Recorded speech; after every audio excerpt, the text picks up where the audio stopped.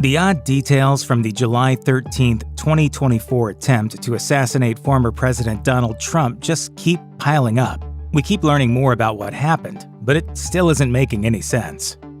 Attendees of the Butler, Pennsylvania rally where the shooting took place have told multiple news outlets that they could see the would-be assassin, Thomas Matthew Crooks, crawling on the roof and preparing to take aim. I'm standing there pointing at him for 2-3 minutes. Secret Service is looking at us from the top of the barn. I'm pointing at that roof. That witness, Greg Smith, told the BBC that Crooks was probably not visible to the Secret Service agents because of the slope of the roof. Another witness told CBS News that he saw Crooks on the rooftops, going from one building to another. He also noted that law enforcement was made aware. Many more witnesses had similar stories. A guy beside me looks over and he said, "He has a gun. He has a gun." So if numerous people at the rally saw the shooter well before he opened fire, why didn't the Secret Service and local police act? This seeming negligence has led numerous people, including Elon Musk and Speaker of the House Mike Johnson, to call for Secret Service head Kimberly Cheadle to resign or be fired. Trump's stage was located in front of 3 side-by-side buildings with sloped triangular roofs. There's another smaller building, kitty corner to the stage area, and a larger factory on the other side past some trees. Even though the roof of the building, an AGR International building, was the furthest of all available roofs at around 150 yards, it was certainly within range for an assailant to make a fatal shot with an AR-style rifle like Crooks had. So why wasn't anyone posted up there? ABC News reports that the Secret Service is currently following this exact line of questioning. Crooks was wearing what's been described as gray camouflage while remaining as still as possible once he got in position. After Crooks fired several shots, the Secret Service counter-sniper team at the scene shot and killed him, but they were also quite a distance away from his position, on different rooftops. Where were the agents that seemingly should have been on the AGR building roof? As an unnamed former Secret Service agent told NBC News, someone should have been on the roof or securing the building so no one could get on the roof. According to officials, plenty of people agreed that the AGR building was a security threat. What's much less clear is whose responsibility it was to secure it. Sources told NBC News that although the Secret Service had identified the building as a potential problem, they had also told local police to take the responsibility for securing that particular building. However, Butler County District Attorney Richard Goldinger said, "The Secret Service ran the show. They were the ones who designated who did what. To me, the whole thing is under the jurisdiction of the Secret Service." I would have expected that they would have had that building secured. Several days after the shooting, news outlets were still not reporting any concrete answers as to how Crooks got up on the roof or why the building hadn't been included in the Secret Service's secured perimeter. In an interview with ABC News, Secret Service Director Kimberly Cheadle acknowledged that there were a number of buildings in that outlying area that were similarly assigned to local law enforcement for security. But she also noted, "The Secret Service is responsible for the protection of the former president." We know from Cheadle herself that the security of the nearby AGR building had been delegated to local police. The Secret Service director also offered an explanation as to why no one was on the roof, telling ABC News, "That building in particular has a sloped roof at its highest point, and so there's a safety factor that would be considered there that we wouldn't want to put somebody up on a sloped roof, and so the decision was made to secure the building from inside." There have been reports from the BBC and other outlets that there were 3 police snipers inside the AGR building. But a police spokesman told the New York Times that wasn't the case. They said that their officers were in an adjacent building. The Times reported that multiple local law enforcement agencies contended that their counter-snipers were positioned on the second floor of a different building and had been specifically instructed to watch the crowd, not to secure buildings. Likewise, several former Secret Service agents have also stated that a sloped roof is not a factor that unconditionally rules out a building as a location for a sniper or other officers. Some have pointed out another nearby building with an even steeper sloped roof was occupied by Secret Service snipers at the time of the shooting. According to the Washington Post, 86 seconds passed between bystanders' first attempts to warn authorities and the shooting. It has also since come out that local law enforcement officers had been aware of Crooks' presence, and that he had been acting suspiciously long before that. In fact, There's evidence authorities had flagged Crooks as a potential threat well before he climbed the AGR building. There have been reports that officers saw Crooks scouring the ground with a rangefinder. An unnamed U.S. official told NBC News that Crooks had been described as pacing back and forth and behaving in a noticeably strange way while near the magnetometers that had been set up for rally security. Local authorities considered Crooks suspicious enough that they had set off to pursue him on foot, and reportedly relayed that information to the Secret Service. Former Secret Service agents have questioned why plainclothes agents were not sent to respond to the reported threat of Crooks' presence nearby the rally, though there have been some reports that agents were after him and lost sight of the shooter.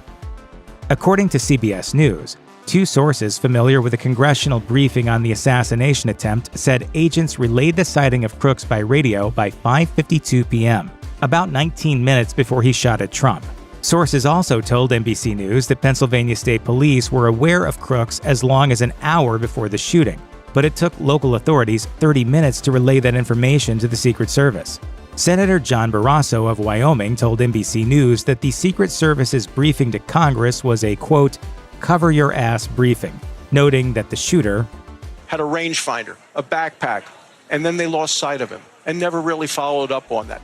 One source told Fox News that sometime on Saturday, Crooks' parents notified police that their son was missing along with his father's AR-style .556 rifle.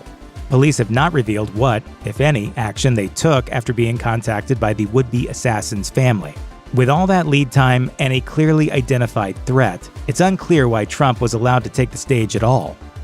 According to ABC News, law enforcement officials said Secret Service snipers locked onto Crooks 11 seconds after his first shot, and 15 seconds later, they shot him dead. That may seem fast, but in a heated moment like that, every second counts. Where was the hair-trigger reaction? Two retired snipers, a former Secret Service agent and a former Marine sniper, told the Washington Post the slant of the roof and the surrounding trees likely made it difficult for the two counter-sniper units to acquire their target. Jason Lawless, a retired officer who worked as a sniper with the Tulsa Police Department, said after Crooks took his first shots, one of the snipers on the northern team flinched and took his eye away from the scope before resetting his position. Before Crooks opened fire, the second sniper team, the southernmost one, reoriented itself, which the Post suggested could mean it was aware of the threat. Audio experts heard 10 gunshots across the footage of the incident. They told the Post that the first 8, fired over 6 seconds, had similar audio signatures. Immediately after this flurry of bullets, another came from a different location, followed by the final shot 16 seconds after Crooks began shooting. Both had different acoustic characteristics than the first 8. Though they noted this type of analysis is not 100% accurate, it suggests the security locked onto Crooks about 6 seconds after he started shooting. It certainly made for an iconic photo. Donald Trump with blood on his ear and face, his fist in the air immediately after an assassination attempt. But should agents have allowed him to put parts of his body back into the line of fire? Or retrieve his shoes, which came off when he hit the deck? Let me get my shoes on.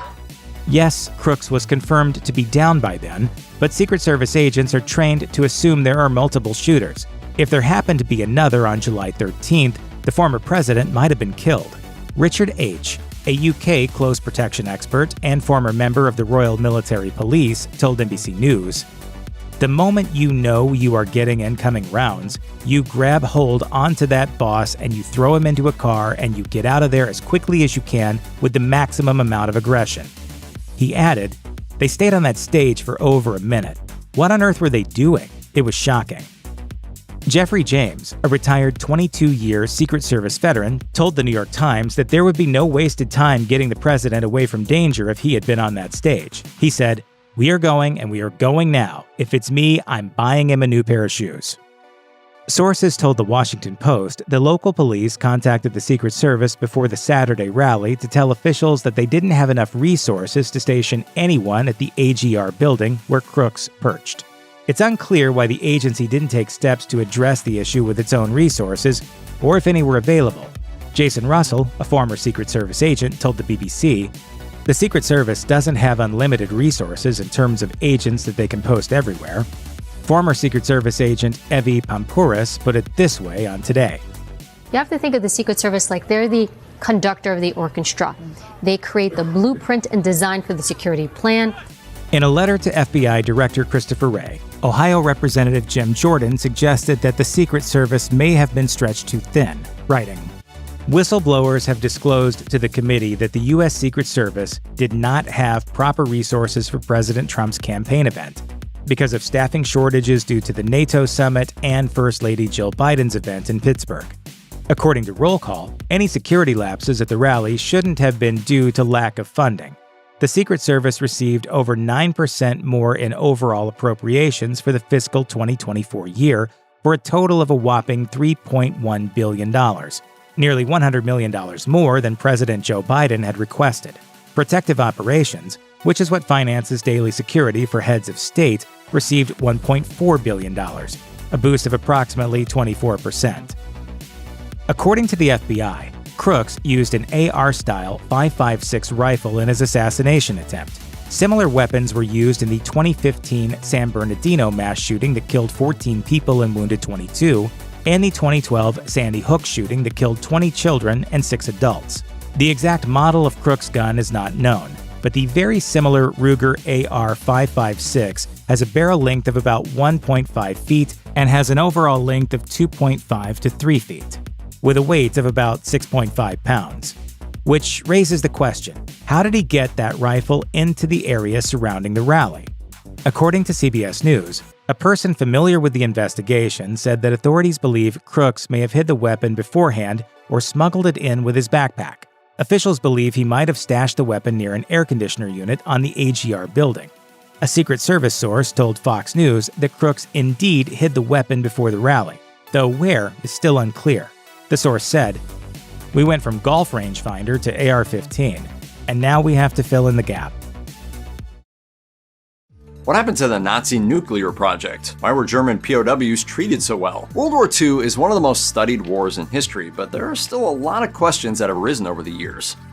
On the morning of December 7, 1941, hundreds of Japanese aircraft suddenly arrive in the airspace above the Pearl Harbor Naval Base in Honolulu, Hawaii. With a barrage of munitions, Japanese forces destroyed much of the U.S. fleet stationed there, including over 300 planes, 4 battleships, 2,335 U.S. service members, and 68 civilians. Nobody imagined the Japanese would do such a thing. This was almost like science fiction. The attack sprang out of a tangled network of long-simmering rivalry and resentment between the U.S. and Japan. Many sources point to the beginnings of the tensions in the late 19th and early 20th centuries, but things got real after 1931 when Japan invaded Manchuria. Things got even realer when Japan straight up invaded China proper in 1937. The really real tensions hit in September 1940 when Japan entered into the Tripartite Pact with Germany and Italy. By late 1941, Japan had effectively decided the US was in its way. Though the nation's plan was sound in theory, the attack on Pearl Harbor specifically is still difficult to understand. US forces were already considerable,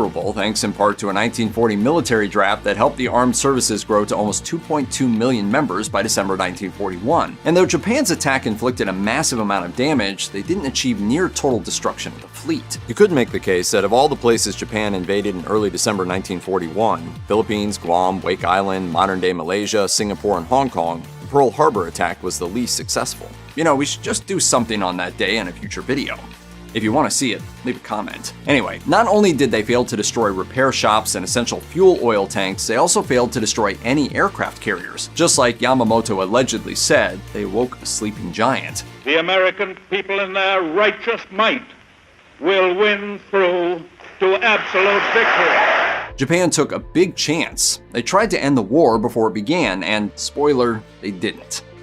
Conspiracy theorists occasionally claim US officials knew of the Pearl Harbor attack well in advance, but deliberately failed to do anything to make the nation's entry into World War II an obvious necessity. This has been dismissed as an outright falsehood by legitimate historians who make it clear that President Franklin D. Roosevelt was painfully surprised by the Japanese assault. There is a grain of truth here, however. The US had long managed tense relations with Japan and knew of the other nation's increasingly aggressive stance, which was part of the motivation behind the selective training and service draft signed by FDR in September 1940. This was ostensibly the first US peacetime draft, but was clearly influenced by growing tensions with Japan and the fact that World War II had already begun in Europe. What's more, Japanese officials warned US military personnel on at least 3 occasions: October 16th, November 24th, and November 27th, 1941. Admiral Husband E. Kimmel, co-commander of the base at Pearl Harbor, was directly cautioned by Japan to execute an appropriate defensive deployment, though no other details were given. but when someone tells you to defend yourself, you should probably take heed. Part of the problem is that the US didn't exactly know where they needed to take defensive deployment. As we mentioned before, turns out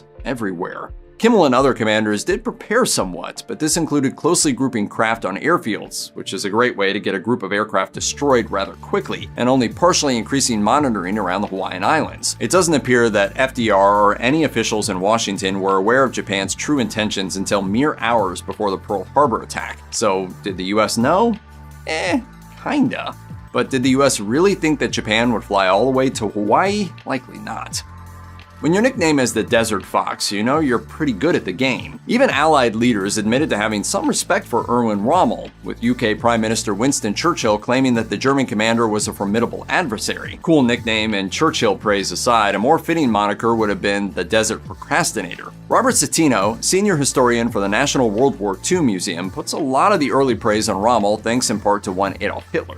Hitler really likes him. He's very, very close to Hitler, and Hitler admires him. Yet, these tactics came with a less admirable side. According to Citino's estimation, Rommel may have been more enamored with the glamour of war than the nitty-gritty details of supply chains and logistics. As such, he didn't spend much time worrying about administrative duties. Yet, attention to all these boring bits is often what makes for true success in war, and it surely falls on a general to ensure that such things are addressed. If you're still not convinced, consider that Rommel never managed to seize control of the vital Suez Canal, or take a hard look at what may be his most significant failure, the inability to put a stop to the Allied invasion of Europe on D-Day. With such big fumbles on his resume, Rommel's enduring reputation makes little sense. Just to show how important the facade of greatness was to the Nazis, despite being part of the assassination attempt on Hitler in 1944, he was still given the choice of being exposed as a fraud or chewing on some cyanide. He decided to keep the Desert Fox nickname and hope no one figured out the truth. We did.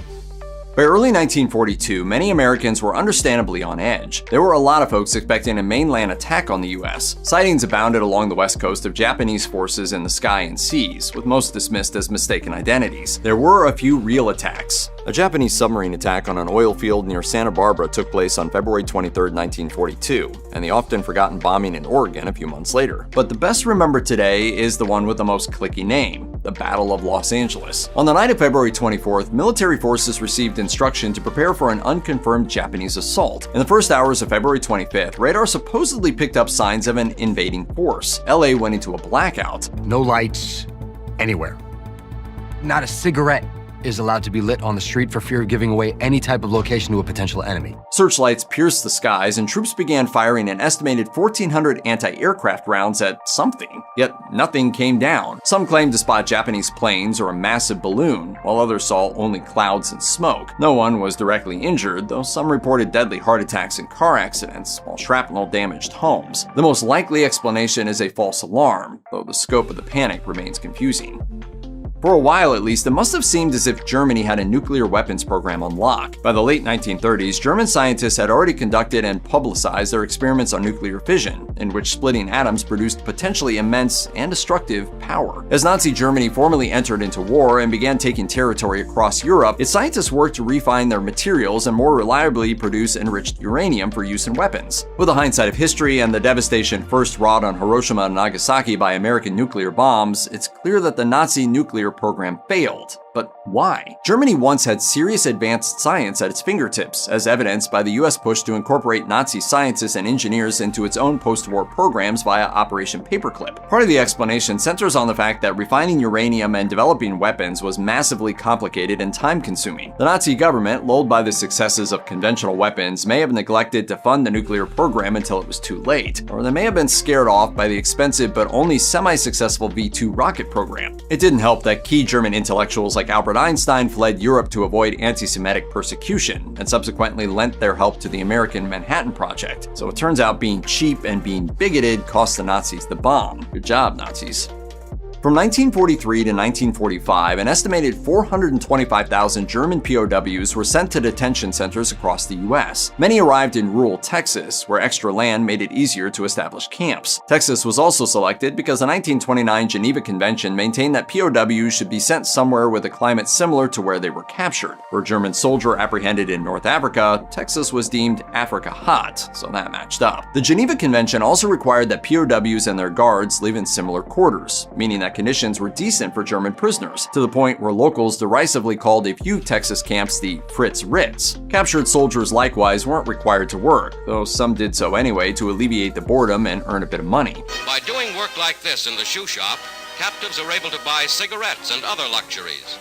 Conditions were so good that very few tried to escape, and those who did hardly appeared to fear much retaliation. After the war, some attempted to stay in the US and even occasionally succeeded in becoming American citizens. On February 19, 1942, FDR signed Executive Order 9066, ostensibly to keep American military zones safe from foreign infiltrators. What it really meant was that some 120,000 Japanese Americans living on the West Coast, many of them citizens, even second and third generation citizens, were forcibly relocated to internment camps with little regard for their livelihoods, property, or civil rights. You probably knew about the US treatment of Japanese Americans during World War II, but knowing that they were treated worse than captured Nazis makes their situation all the worse.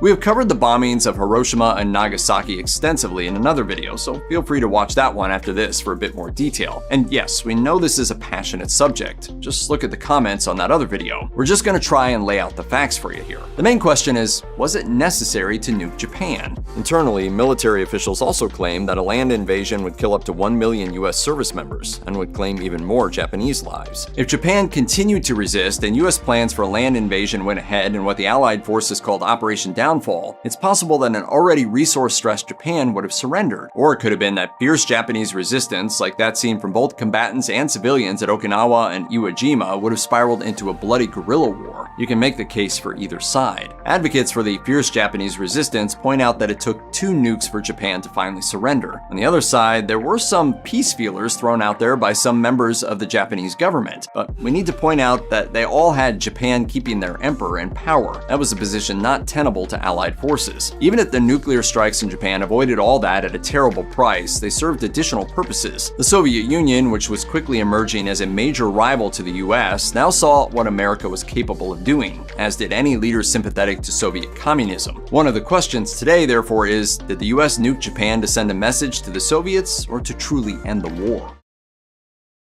December 7th, 1941 is a date that will live in infamy, but there's a lot more to the tragic day than even history buffs know, and these are some of their burning questions.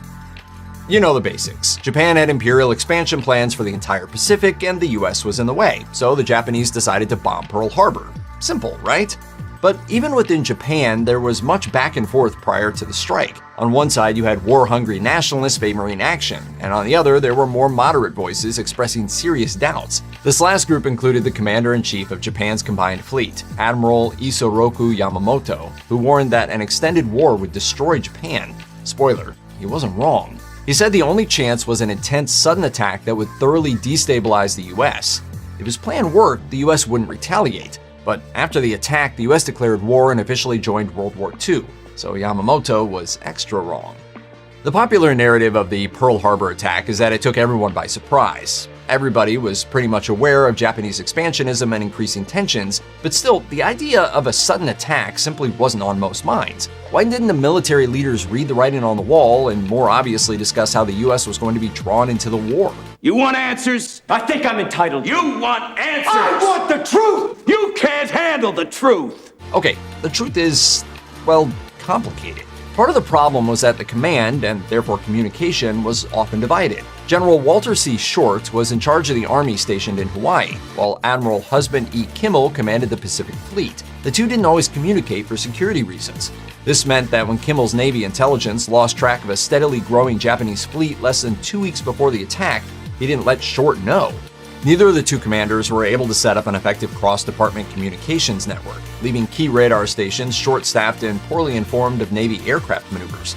Even then, surveillance managed to pick up suspicious Japanese activity, including aircraft launches and the appearance of miniature Japanese submarines near Pearl Harbor shortly before the attack.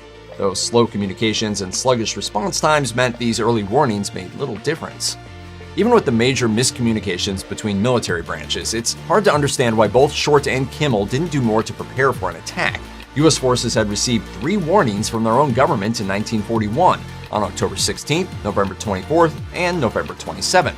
That last warning, which came barely a week before the December 7th attack, told Kimmel that, quote, "This is a war warning." He was instructed to execute an appropriate defensive deployment, though the missive didn't contain details about dates or potential target sites. But this is the biggie.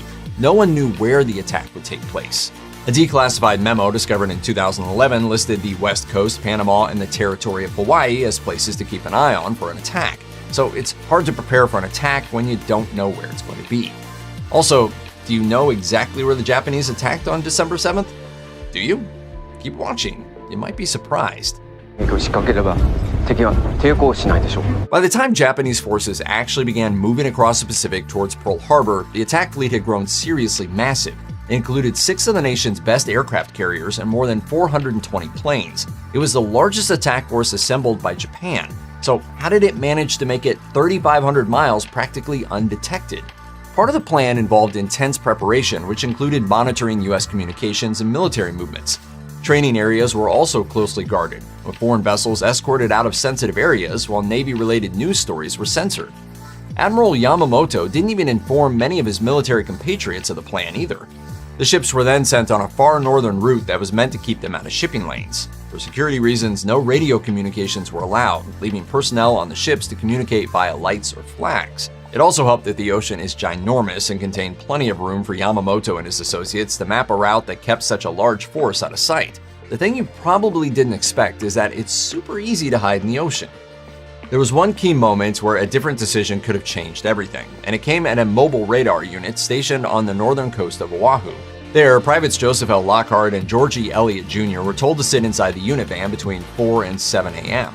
The Lockhart was in charge of the unit's oscilloscope, that's a device that can pick up electric signals, like the kind from a massive formation of aircraft. Elliott briefly took over near the end of their shift for practice. Just after 7 a.m., he detected a blip on the scan that indicated, you guessed it, a massive formation of incoming aircraft. But with such technology still in its infancy, neither private could tell exactly how many planes were approaching and where they were heading. Lockhart called the Army Information Center, where he reached Private Joseph P. McDonald. When McDonald consulted the lieutenant who was on duty, however, he was told just to ignore the signal, because it was probably just a group of American planes. The signal was a bit over 130 miles away when they spotted the formation. It could have been enough time to deploy proper defensive maneuvers. Though the Pearl Harbor attack was devastating, it could have been far worse. But why wasn't it? It has to do with flares. Commander Mitsuo Fuchida was in charge of tactical decisions for the first wave. There were 2 possible plans, one if the Americans were surprised, and another if U.S. forces caught on before the attack. One flare would signal a surprise attack, and 2 indicated a more cautious no-surprise plan. Fuchida fired 2 flares. He should have fired 1. In fact, he later claimed to have fired 1, but thinking it was a dud, set off another. Yet, given the complexity of loading and firing flare cartridges from the cockpit, Fuchida may have meant to fire 2 all along. It also could be that Fuchida lied because the attack became an uncoordinated mess and did not strike the Americans as hard as originally intended. In attempting to cover up for himself, he may have been trying to shift the blame for the mix-ups that day onto other commanders. Pearl Harbor was a devastating attack, but it could have been a lot worse if Fuchida only let off 1 flare. 2,404 people were killed on the U.S. side, including 68 civilians and 1,177 on the USS Arizona alone. 5 battleships sank in the harbor, as well as 3 destroyers and a training ship. Many more suffered serious damage. The noise was unbearable. Planes were coming in from all directions. One of the most horrifying details of what happened to the bodies centers on those trapped in wrecked ships. Afterwards, some reported hearing the taps and bangs of sailors trapped inside. The salvage crew that raised what was left of the USS West Virginia reportedly found the remains of sailors, along with a calendar that marked off a chilling 16 days stuck inside. It took decades for the U.S. Navy to admit the details of the story to the sailors' families. But how could sailors be left inside a wrecked battleship for over 2 weeks? While crews worked desperately to save service members in the wreckage, they were presented with some seriously difficult choices. The area was often coated with fuel leaking from mangled ships, so cutting through metal decking could spark a deadly blaze. Likewise, creating an opening in the wrong spot could flood the interior. Over 900 bodies were left behind in the USS Arizona and declared buried at sea. You've been waiting for this the whole video. Did the US know the attack on Pearl Harbor was coming? In its most basic form, this conspiracy maintains that President Franklin D. Roosevelt and other high-level government officials knew darn well that Japan was going to rain down devastation upon Pearl Harbor. Yet they said and did nothing, hoping both to bring the US into the war and keep Britain in the conflict. Plus, with the US officially in the war, it would be able to more publicly aid allies in the fight against the Axis powers. Sure, there are some elements of truth to it, including evidence that US officials expected some sort of warlike action from the Japanese military. But the idea that Roosevelt would allow a highly destructive attack to hit a significant portion of the Pacific Fleet simply doesn't make sense. Like we already brought up, they knew something could, keyword could, be coming, but no one really knew where. And don't forget that the Philippines, Wake Island, and Hong Kong, among others, were all attacked that very same day. The idea that Roosevelt wanted to fight the Nazis so bad that he was just going to let Japan attack is inconceivable. If you want to be really fair, yes, the US knew something was afoot, and just had no idea where. Decades after the verdict was reached, many still scratch their heads at how O.J. Simpson was found not guilty for the murders of Nicole Brown Simpson and Ronald Goldman. It was the trial watched around the world, and it didn't go especially smoothly. The murders of Nicole Brown Simpson and Ronald Goldman occurred sometime between 10 p.m. and 11 p.m. on June 12, 1994. However, shortly after 11 that night, O.J. Simpson got into a waiting limo, which took him to Los Angeles International Airport to board a flight to Chicago. On Sunday night, O.J. Simpson was taking off in the red eye in first class. 20 minutes later, his ex-wife and a friend were found dead outside her home. The bodies of his ex-wife and Goldman were discovered shortly after midnight, and by noon on June 13th, O.J. Simpson was back in Los Angeles, where he was questioned by police but not arrested. In fact, he wasn't arrested until 4 days later on June 17th, even though police had noted the presence of bloodstains on his white Ford Bronco and had discovered a glove on his property that seemed to match one found near the bodies. To an outside observer, it might seem ludicrous not to place O.J. under arrest. However, fame seems to extend to many unexpected corners of the human experience. As UCLA law professor Peter Aranella explained in an analysis of the case by PBS, his celebrity status explains why he wasn't arrested very early on in the case, when the average defendant, given the blood evidence, would have been arrested immediately. The detectives handled him not like a criminal suspect, but like a celebrity. In the early afternoon of June 17th, the police announced that O.J. Simpson was indeed a suspect in the murders, and that they were actively seeking to bring him in. For a few tense hours, it actually appeared as though one of the most beloved figures in U.S. sports history might go on the lam from the authorities. However, at around 6 p.m. that evening, Simpson himself called 911 to report his whereabouts. As it turned out, he was in the backseat of his friend's white Ford Bronco, heading at a leisurely speed down the freeway, a gun to his head, and the owner of the vehicle, Al Cowlings, behind the wheel. For the rest of that evening, local and national news covered the unfolding drama as Simpson, threatening suicide, slowly made his way toward his Brentwood estate. The chase was watched by millions of people and surely raised questions about how, months later, Simpson could possibly plead not guilty to the crimes when his actions on that surreal day seemed to so clearly broadcast his guilt. Years after the fact, in an interview for Fox TV, Simpson explained himself by saying that he had watched all of the considerable public esteem he had amassed over the years suddenly disappear, and that when his ex-wife and her friend were killed, he felt as if he too had been killed. Brian and Nicole were physically dead, and it's almost like they killed me. Who I was attacked and murdered also. When the trial was initially set to take place in Santa Monica, where the crime was committed, it has long been thought that it was ultimately moved to downtown Los Angeles to avoid the appearance of bias, as Santa Monica is predominantly white. Indeed, Simpson ended up with a jury predominantly composed of 8 black jurors. However, William Hodgman, one of the lead prosecutors on the case, claims the notion that the prosecution was trying to avoid having their famous black client tried in front of a mostly white jury is a misconception. Speaking with PBS, Hodgman explained that, at the time, most major cases in the entirety of Los Angeles County were being tried downtown, and by filing charges against Simpson there rather than in Santa Monica, the prosecution was just trying to get on with the proceedings. He explained, "It was a practical awareness that the case was going to be tried here, so let's not beat around the bush. Let's get the case queued up and let's get it going." Prosecutors Marcia Clark and Christopher Darden ran point on the trial, and to attorneys monitoring the case, it quickly became apparent that they may not have had the most focused strategy. They opened not with the physical evidence against O.J. Simpson, but on Simpson's alleged history of domestic violence against his ex-wife. It was an opening volley that foreshadowed a troubling tendency by the prosecution to get lost on tangents, belabor relatively trivial points, and fail to clarify their most important ones, tendencies that Judge Lance Ito failed to rein in time and again. Unfortunately, as author and attorney Scott Turow pointed out during a conversation with PBS, the prosecution's seeming inability to focus caused the trial to drag on for over a year, making it the longest criminal trial in California history. Speaking on how it took prosecutors 6 months to make their case, Turow reflected, "The jury is going to be left with either one of 2 impressions. Either your evidence is overwhelming, or you're laboring day by day to make it appear to be better than it is." And unfortunately, in this case, it was the latter impression that the jury got left with. Ordinarily, the testimony of the first cops to arrive on the scene of a murder would be invaluable, but the prosecutors in the O.J. Simpson trial made a grave error in relying on the testimony of Mark Fuhrman. Fuhrman was called to testify largely about the evidence collected at the scene. In fact, he was the one who found the bloody glove on Simpson's property. During his testimony for the prosecution, he performed well, but when he came under a blistering cross-examination by the legendary attorney F. Lee Bailey, things fell apart quickly. At one point, Bailey asked Fuhrman whether he had ever used the N-word, with Fuhrman replying that he had not. Unbeknownst to him, Simpson's defense had hours of interviews between Fuhrman and an aspiring screenwriter, during which Fuhrman spewed racial slurs, condoned excessive force in falsifying reports, and boasted that it would be no sweat for a cop to get away with murder. Fuhrman was now facing perjury charges, and suddenly the defense's assertion that he had planted the glove on Simpson's property didn't seem so far-fetched. When he was later recalled to the stand to testify about whether he had ever planted evidence, he invoked his Fifth Amendment right against self-incrimination in response to all queries. Speaking with PBS, prosecutor William Hogston acknowledged that his team knew Fuhrman was problematic, but inexplicably chose to take their chances. Even more inexplicable was the trial's single most dramatic moment. In a courtroom demonstration masterminded by prosecutor Christopher Darden, prosecutors pretty much bet the house on the bloody gloves found at the crime scene in O.J. Simpson's estate being the smoking gun.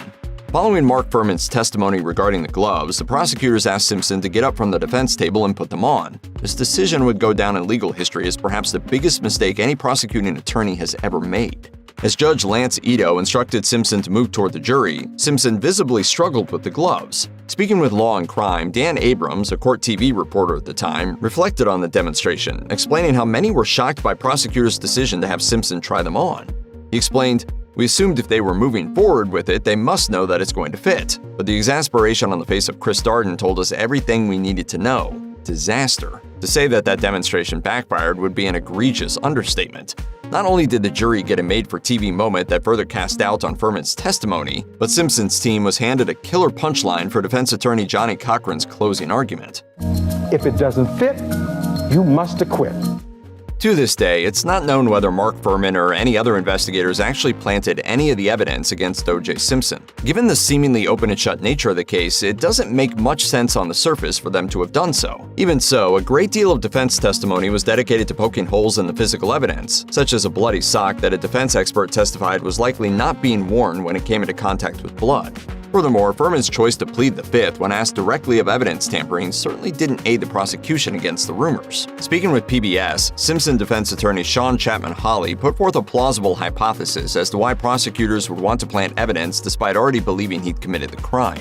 She explained, "I think they thought he was guilty and they were trying to make their case a little more airtight. What they weren't counting on is the just thoroughness of this defense team being able to find where they framed him and the mistakes that they made." Incredibly, the prosecution's failure to present compelling information to the jury extended beyond evidence. A pair of witnesses, both of whom were willing to testify, were passed over by prosecutor Marcia Clark. Neither Jill Shively, who nearly got into a car accident with Simpson as he was allegedly speeding away from the scene of the crime, and Skip Junis, who spotted Simpson at Los Angeles International Airport disposing of something he was carrying in one of his bags, got a chance to testify. In the case of Shively, Clark declined to have her testify after she appeared on the tabloid TV show Hard Copy, having sold her story for $5,000. She said that Simpson was screaming through the streets at a high rate of speed and blazed through a red light as she watched. In response, a livid Clark dropped plans to put her on the stand, feeling she had blown her own credibility with her actions. As for Junis, Inside Edition suggests the things Simpson threw out could have been essential pieces of evidence, and he would later tell the outlet that he had no earthly idea why he wasn't called to testify. I said, I don't understand why you haven't called me to talk about this, because I thought this might be of interest. For all of the tangents explored and ill-advised areas of inquiry with which O.J. Simpson's prosecutors became sidetracked, it's fair to say that perhaps their strongest card was one that went severely underplayed: the DNA evidence. Forensic scientist Gary Sims testified that the blood samples found in O.J. Simpson's Bronco were a match for O.J. Simpson, Nicole Brown Simpson, and Ronald Goldman. Notably, Simpson and Goldman had never met before the night of Goldman's death, so this evidence would be pretty compelling. During her closing argument, Marcia Clark did mention the presence of Goldman's blood in the Bronco, but it came amid a storm of largely unrelated information that likely confused jurors more than aided her point. As Hodgman expressed in his chat with PBS, prosecution may have been overly confident in the jury being able to follow them, as they painstakingly painted a picture involving myriad evidence, both physical and circumstantial, over the course of the grueling trial. Indeed, during Christopher Darden's closing argument, he simply repeated many parts of the dizzying array of details Clark had already hammered the exhausted jurors with, failing to drive home her point about the crucial DNA evidence. Today, it's safe to say that most impartial observers believe that there is, at the very least, a fair chance that O.J. Simpson is guilty of the murders of his ex-wife and her friend. With this belief being so widespread, it's hard to understand how he was not found guilty. While the trial's outcome obviously hinged on a variety of factors, the legal experts who spoke with PBS for their analysis of the case seem to agree that, somewhat fittingly, a football analogy might best explain Simpson's acquittal. The determined, experienced defense came ready to play. The overconfident, inexperienced prosecution did not, and Simpson's dream team was essentially able to game a flawed system. One member of that team, though, doesn't see it that way. Alan Dershowitz, one of Simpson's attorneys, suggested during his sit-down with PBS that the Simpson case was one in which the system actually worked too well for the comfort of those watching the trial unfold on their TV screens. He observed, "The public much prefers the old system, in which the prosecution really doesn't have to prove the case beyond a reasonable doubt. The prosecution really doesn't have to abide by the Constitution. The prosecution really doesn't have to play fair with all the evidence." Evidently, O.J.'s innocence is not beyond the realm of possibility, and it's tough to say what any one of us would do if we suddenly found ourselves accused of a horrifying crime we did not commit. However, it's likely few of us would write a book about how we would have committed the crime for which we were falsely accused. Even so, this is exactly what Simpson did, and in 2007 he announced a book originally titled If I Did It, This Is How It Happened. Simpson's Fox TV interview, recorded shortly before the book's planned release, featured his first-person account of just how it might have happened, though this hypothetical confession seemed at many points anything but hypothetical. The book's release was blocked, and in a stunning twist, a bankruptcy court awarded its copyright to the family of Ronald Goldman. They opted to publish the book under the title If I Did It, Confessions of the Killer, with a preface by Goldman's sister Kim. Simpson's stated reason for writing the book was to provide financial security for his and Nicole's children, but now any proceeds will go to satisfy the Goldman civil judgment against him. History still trembles with the shockwaves of the only 2 nuclear weapons ever used on a population. But one thing's become clear in the decades since they fell. There are too many things that just don't add up. A short time ago, an American airplane dropped 1 bomb on Hiroshima. In general, government officials at the time believed the bombs were a necessity to avoid a far more costly invasion. President Truman is quoted as saying, "It was a terrible decision, but I made it. I made it to save 250,000 boys from the United States, and I'd make it again under similar circumstances." But if the intention was to force Japan's surrender, the bombs might have been totally unnecessary. Evidence suggests that Japan was ready to surrender before Hiroshima. First, a personal piece of correspondence penned by Emperor Hirohito and sent to Joseph Stalin asked that the Soviet premier act as an intermediary in negotiations between Japan and the US. It's not clear when Stalin received this letter, but it was definitely before the Potsdam Conference, the meeting between Allied leaders regarding the end of World War II, which took place from July 17th to August 2nd. Hiroshima wasn't attacked until 4 days after that. On top of that, a study called the U.S. Strategic Bombing Survey found that Japan would have likely surrendered before the Allies could invade. In other words, before many of the casualties that U.S. officials feared. The report was finished in September 1945 and published the next month, so after the Hiroshima and Nagasaki bombings. It should be noted, though, that historians heavily debate these points. What's not debated is the role the USSR played in ending the conflict. Whether or not Japan was prepared to surrender beforehand, the typical narrative is that the bombings of Hiroshima and Nagasaki were the catalyst for the end of the war. On the surface, that seems consistent. Hiroshima was attacked on August 6th, Nagasaki on August 9th, and Japan announced its surrender on August 15th. The timeline seems pretty cut and dry. But one thing most people don't look at is the fact that on August 8th, the Soviet Union declared war on Japan. That act might have a bit more weight to it than you thought. For context, the Soviet Union and Japan had entered into a neutrality pact in 1941. The agreement was beneficial to both countries because it allowed both of them to focus on fewer fronts during World War II. But as the war with Germany turned in favor of the Allies, Stalin warmed to the idea of joining in the war against Japan, even though the neutrality pact was technically still in effect. As such, the Soviet invasion of Manchuria the day after declaring war was nothing less than a betrayal. In just under a week, the Soviet army was moving on 3 different fronts against Japan, even finding success in areas of significant resistance. In discussions with his cabinet, Hirohito explicitly mentioned the Soviet Union in relation to surrender. The military situation has changed suddenly. The Soviet Union entered the war against us. Therefore, there is no alternative but to accept the Potsdam terms. We're not trying to downplay the decision to drop atomic bombs in some sort of modern-day retelling of history, but by Japan's own words, the Soviets played a major role in their surrender. With the Soviet Union on the rise, the end of World War II might be better analyzed as the start of the Cold War, as American leaders began exerting pressure on the Soviets. Though nuclear research had previously been kept secret from the USSR, Truman changed that policy as it became clear that the Soviets were poised to affect the balance of power in East Asia. The US preferred that the USSR be given as little power as possible in that situation, so Truman let it slip that American scientists had developed a uniquely deadly weapon. After all, as a deterrent, it's pointless if your enemies don't know you have it. Whole point of the Doomsday Machine is lost. If you keep it a secret, why didn't you tell the world, eh? Historians now know that the concept of a nuclear weapon had Joseph Stalin fairly concerned. Combine that fact with indications from that 1945 study that Japan would have surrendered without the atomic bomb, and you can now see how modern eyes view the bombings more as a show of force to the Soviet Union. The bombs were likely more of a show of power than of military strategy, giving the US a stronger bargaining chip when it came to post-war negotiations. Again, we're parsing this mainly on that 1945 study and the words of the Japanese leadership, and not factoring in all the other factors such as the never surrender mentality of the Japanese military and the horrific war crimes they carried out. So yes, you can blast us in the comments. Go ahead. We're just trying to show both sides here.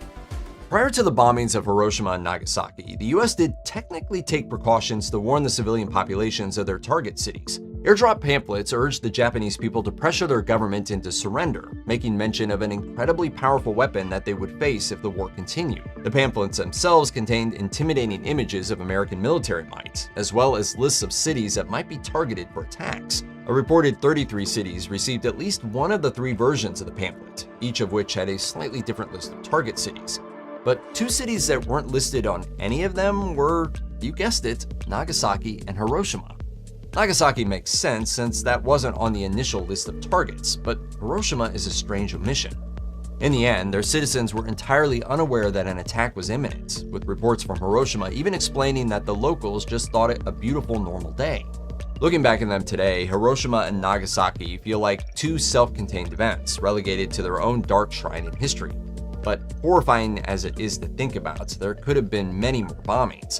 See, even though the Trinity test had gone off without a hitch, the bombs slated for deployment were untested designs. Could the bomb work? That would certainly have been the military view. We test them in action. Scientists close to the project made a prediction about the atomic bomb's effect in a 1945 letter. In their own words, "It is doubtful whether the first available bombs, of comparatively low efficiency and small size, will be sufficient to break the will or ability of Japan to resist." Yeah, they got that one wrong. But believe it or not, even after seeing proof of their effectiveness, the US military was still ready to keep making and dropping even more bombs indefinitely. Shortly after the bombing of Nagasaki, military officials continued to make active plans for further attacks, including an outline that would include 7 more bombs deployed by the end of October that year. They were even planning the infrastructure needed to produce bombs consistently, at the rate of at least 3 per month.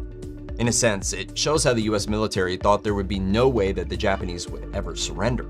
If there's one thing about the bombings of Hiroshima and Nagasaki that almost everyone can agree on, it's that the radiation released by the bombs left thousands of people sick, and we now know what happened next. The war ended, but not the dying. Radiation sickness would kill thousands more. But some studies looking at survivors from the outskirts of the 2 cities suggest that the radiation wasn't always as damaging as commonly believed. In fact, it may have made some survivors healthier. The studies found that survivors who received low doses of ionizing radiation had a longer life expectancy and lower instances of cancer than the average population. Shocking findings, to say the least, considering everything we know about the dangers of radiation. The researchers chalked the phenomenon up to radiation hormesis, a theory that very low doses of ionizing radiation can actually be beneficial. Before you get up in arms in the comments again, we'll state for the record that organizations like the National Academy of Sciences and the United Nations don't recognize radiation hormesis as a valid theory, making these findings even more sketchy. And just to touch on one of the wildest stories to come out of the bombings, we have to mention Tsutomu Yamaguchi, who was in Hiroshima when Little Boy fell. He survived and went home. to Nagasaki. On August 9th, he was telling a coworker about the bombing when Batman dropped. He got 1,000 times the dose of radiation that we experienced in 1 year. Against all odds, he lived a healthy life until he passed away in 2010 at the age of 93. Clearly, after almost 80 years to study the effects of what happened at Hiroshima and Nagasaki, there's still a lot we don't understand. In the present day, the cities of Hiroshima and Nagasaki are almost always mentioned in the same breath. A series of bizarre events and remarkably bad luck led to that. In their initial plans, officials were explicitly looking for large cities of military value. They put together a short list of 4 cities that all met their criteria: Hiroshima, Niigata, Kyoto, and Kokura, now part of Kitakyushu. In other words, Nagasaki wasn't the primary target for the atomic bomb. But in June, Secretary of War Henry Stimson suddenly changed the list for reasons still debated today. According to him, Kyoto was too important a cultural center to be destroyed. There's this story that he spent his honeymoon there. We know Stimson visited the city twice in the 1920s, but it wasn't for his honeymoon. Nagasaki was bumped onto the list of 4 candidates, literally handwritten into the new draft, but still in the last spot. Things only got worse from there. Cloudy weather in the days leading up to the second bombing forced plans to change, and at the very last minute, the planes couldn't get a clear visual over Kokura, pushing the pilots to make the switch to Nagasaki on the spot. After Hiroshima and Nagasaki, nuclear warfare suddenly became a prominent and enduring threat. But in a mirror effect, the bombs also brought the potential for peace. Don't forget that the military thought that a deterrent had to be proven unequivocally in a theater of war, hence Hiroshima and Nagasaki. But before the bombs were ever dropped, scientists warned that doing so would have the opposite effect. See, folks were already concerned about what the future was going to look like with nuclear weapons now on the table. So in June 1945, a group of scientists who'd worked on the project penned what became known as the Franck Report, in which they argued that springing the bomb on the world would lead to deep distrust and further conflict. Later published in the 1946 issue of the Bulletin of the Atomic Scientists, the report stated that dropping the bomb on an enemy target would shatter any trust the world had in the United States' desires for truly lasting peace, saying, "It will be very difficult to persuade the world that a nation which was capable of secretly preparing and suddenly releasing a weapon as indiscriminate as the rocket bomb and 1,000 times more destructive is to be trusted in its proclaimed desire of having such weapons abolished by international agreement." Instead, they suggested detonating a bomb on an uninhabited island somewhere and inviting the world to watch, a demonstration of both power and restraint. In their words, America would be able to say to the world, "You see what a weapon we had but did not use. We are ready to renounce its use in the future." This is a theory that is often seen as a modern Monday morning quarterbacking of World War II, but obviously the controversy associated with dropping the bombs has been around since before they were used. Why exactly was it called D-Day? Did a soldier actually walk around Normandy Beach playing the bagpipes? Just because the legendary military operation went according to plan doesn't mean there aren't a whole lot of unanswered questions. D-Day, the largest amphibious invasion in history, was the result of years of planning, reconnaissance, international cooperation, and a complicated web of intentional miscommunications and double-agent activity meant to confuse the Germans. And it all worked. Despite heavy casualties, the Allies won the day, and that victory led to the defeat of Nazi Germany and the other Axis powers. But the human cost was steep. We don't actually know how many people died that day. Some put the Allied deaths as low as 5,000, while others have it as high as 12,000. Most modern memorials list 4,414 Allied deaths, while at least as many Germans perished. No matter how much planning was done beforehand, the act of landing hundreds of thousands of soldiers on multiple beaches inevitably produced a deadly mass of confusion. American troops caught between the sea and experienced Wehrmacht fighters are sitting ducks. And while a valiant attempt was made to recover and record the remains of Allied soldiers in the battle's aftermath, some remains likely washed out to sea, leaving no trace. For obvious reasons, record-keeping wasn't at the top of anyone's mind in that moment. The Allied priority was to move inland and take German positions, while every soldier on both sides was fighting to stay alive. But the effort goes on today. Even 80 years later, there are organizations out there dedicated to recovering the remains of the missing and bringing them home to their families. One of the more ingenious Allied strategies in the lead-up to the D-Day invasion was called Operation Fortitude, and you probably didn't hear about it in history class. It involved large inflatable tanks, actually balloons, that were deployed across France to trick German forces into thinking the invasion they knew was coming was happening anywhere but Normandy. Fortitude North was staged in Norway, and Fortitude South misdirected the Germans to Calais in northeast France. But a few blow-up tanks wouldn't have been enough to fool the Germans. Fortitude worked on many levels. Radio operators put out false communications, while spies created fake underground chatter about the coming invasion. And Calais. Inoperable aircraft were staged at various locations, as were landing craft made from heavy-duty fabric and wood. It was true wartime theater, and it was all set up as the 1st U.S. Army Group, or FUSAG. Of course, FUSAG didn't exist, but its commander, General George S. Patton, absolutely did. And Patton gamely showed up at dummy locations to deliver speeches and inspect what amounted to stage sets. It may well be that Patton's participation was the thing that convinced Germany FUSAG was real. After all, why would the US send one of its top generals north if a Calais invasion wasn't imminent? The ruse proved so effective that even after the D-Day invasion began in Normandy, Germany's 15th Army remained ready and waiting in Calais for a second invasion that never came. On the morning of D-Day, as thousands fought in Normandy, Hitler was sound asleep at his home in the Bavarian Alps. Even when news of the invasion reached Hitler's staff, they didn't wake him up. They'd been told to let him sleep, and nobody had the nerve to defy the order. When Hitler finally got up at around noon, he dragged his feet, assuming the invasion was a low-level distraction effort on the part of the Allies. It took hours and repeated urgent requests by his forces on the ground in Normandy before he agreed to redirect troops and weapons to defend the beaches. If he'd been awakened earlier by some brave aide, could Hitler have changed the course of that day? It's hard to tell, but he hadn't exactly distinguished himself as a military leader. He and his commanders had been fooled by Operation Fortitude, mustering forces in the wrong location. And when Field Marshal Erwin Rommel urged Hitler to boost defenses along the Normandy coast, Hitler told him to keep the deadly Panzer tank divisions inland. It's possible Hitler was just as effective a commander asleep as he was awake, but thankfully for the Allies, we'll never know. It's hard to overstate the importance of Juan Pujol Garcia's work during the war. The Spanish businessman was no fan of dictators, not Francisco Franco, and certainly not Hitler. As World War II became a reality in Europe, he offered his services to Britain as a double agent, but was turned down due to inexperience. Not to be deterred, Pujol went freelance. At first, he positioned himself as a fanatical pro-Nazi official employed by the Spanish government. The Germans then recruited him, ordering him to move to England to build a pro-Nazi network of agents. Instead, Pujol went to Lisbon and got to work. He would send fake reports to his Nazi contacts, sprinkling them with legitimate facts to make his lies more believable. In 1942, Pujol approached Britain's MI5 again, revealing himself to be the secret agent codenamed Garbo, who caught their attention even while remaining unidentified. This time, they brought him on. The other day, I was offered money to get information. What sort of information? Secret information. As for his connection to D-Day, Pujol was a major part to the Allied victory. He once again set about lying to Nazi officials, insisting that rumblings about a Normandy invasion were nonsense. Then, very shortly before the actual landing, he leaked info to the Germans about Normandy. Too late, of course. Still, the intelligence was technically correct, which bolstered his authenticity as a German spy. After the war, Pujol remained an MI5 agent, helping to suppress a post-war Nazi revival. Eventually, he faked his own death to avoid Nazi revenge. He told his handler to inform everyone he'd died of malaria and then moved to Venezuela. This was so believable that most people, including Pujol's own family, believed he was dead until the 1980s. He died in 1988.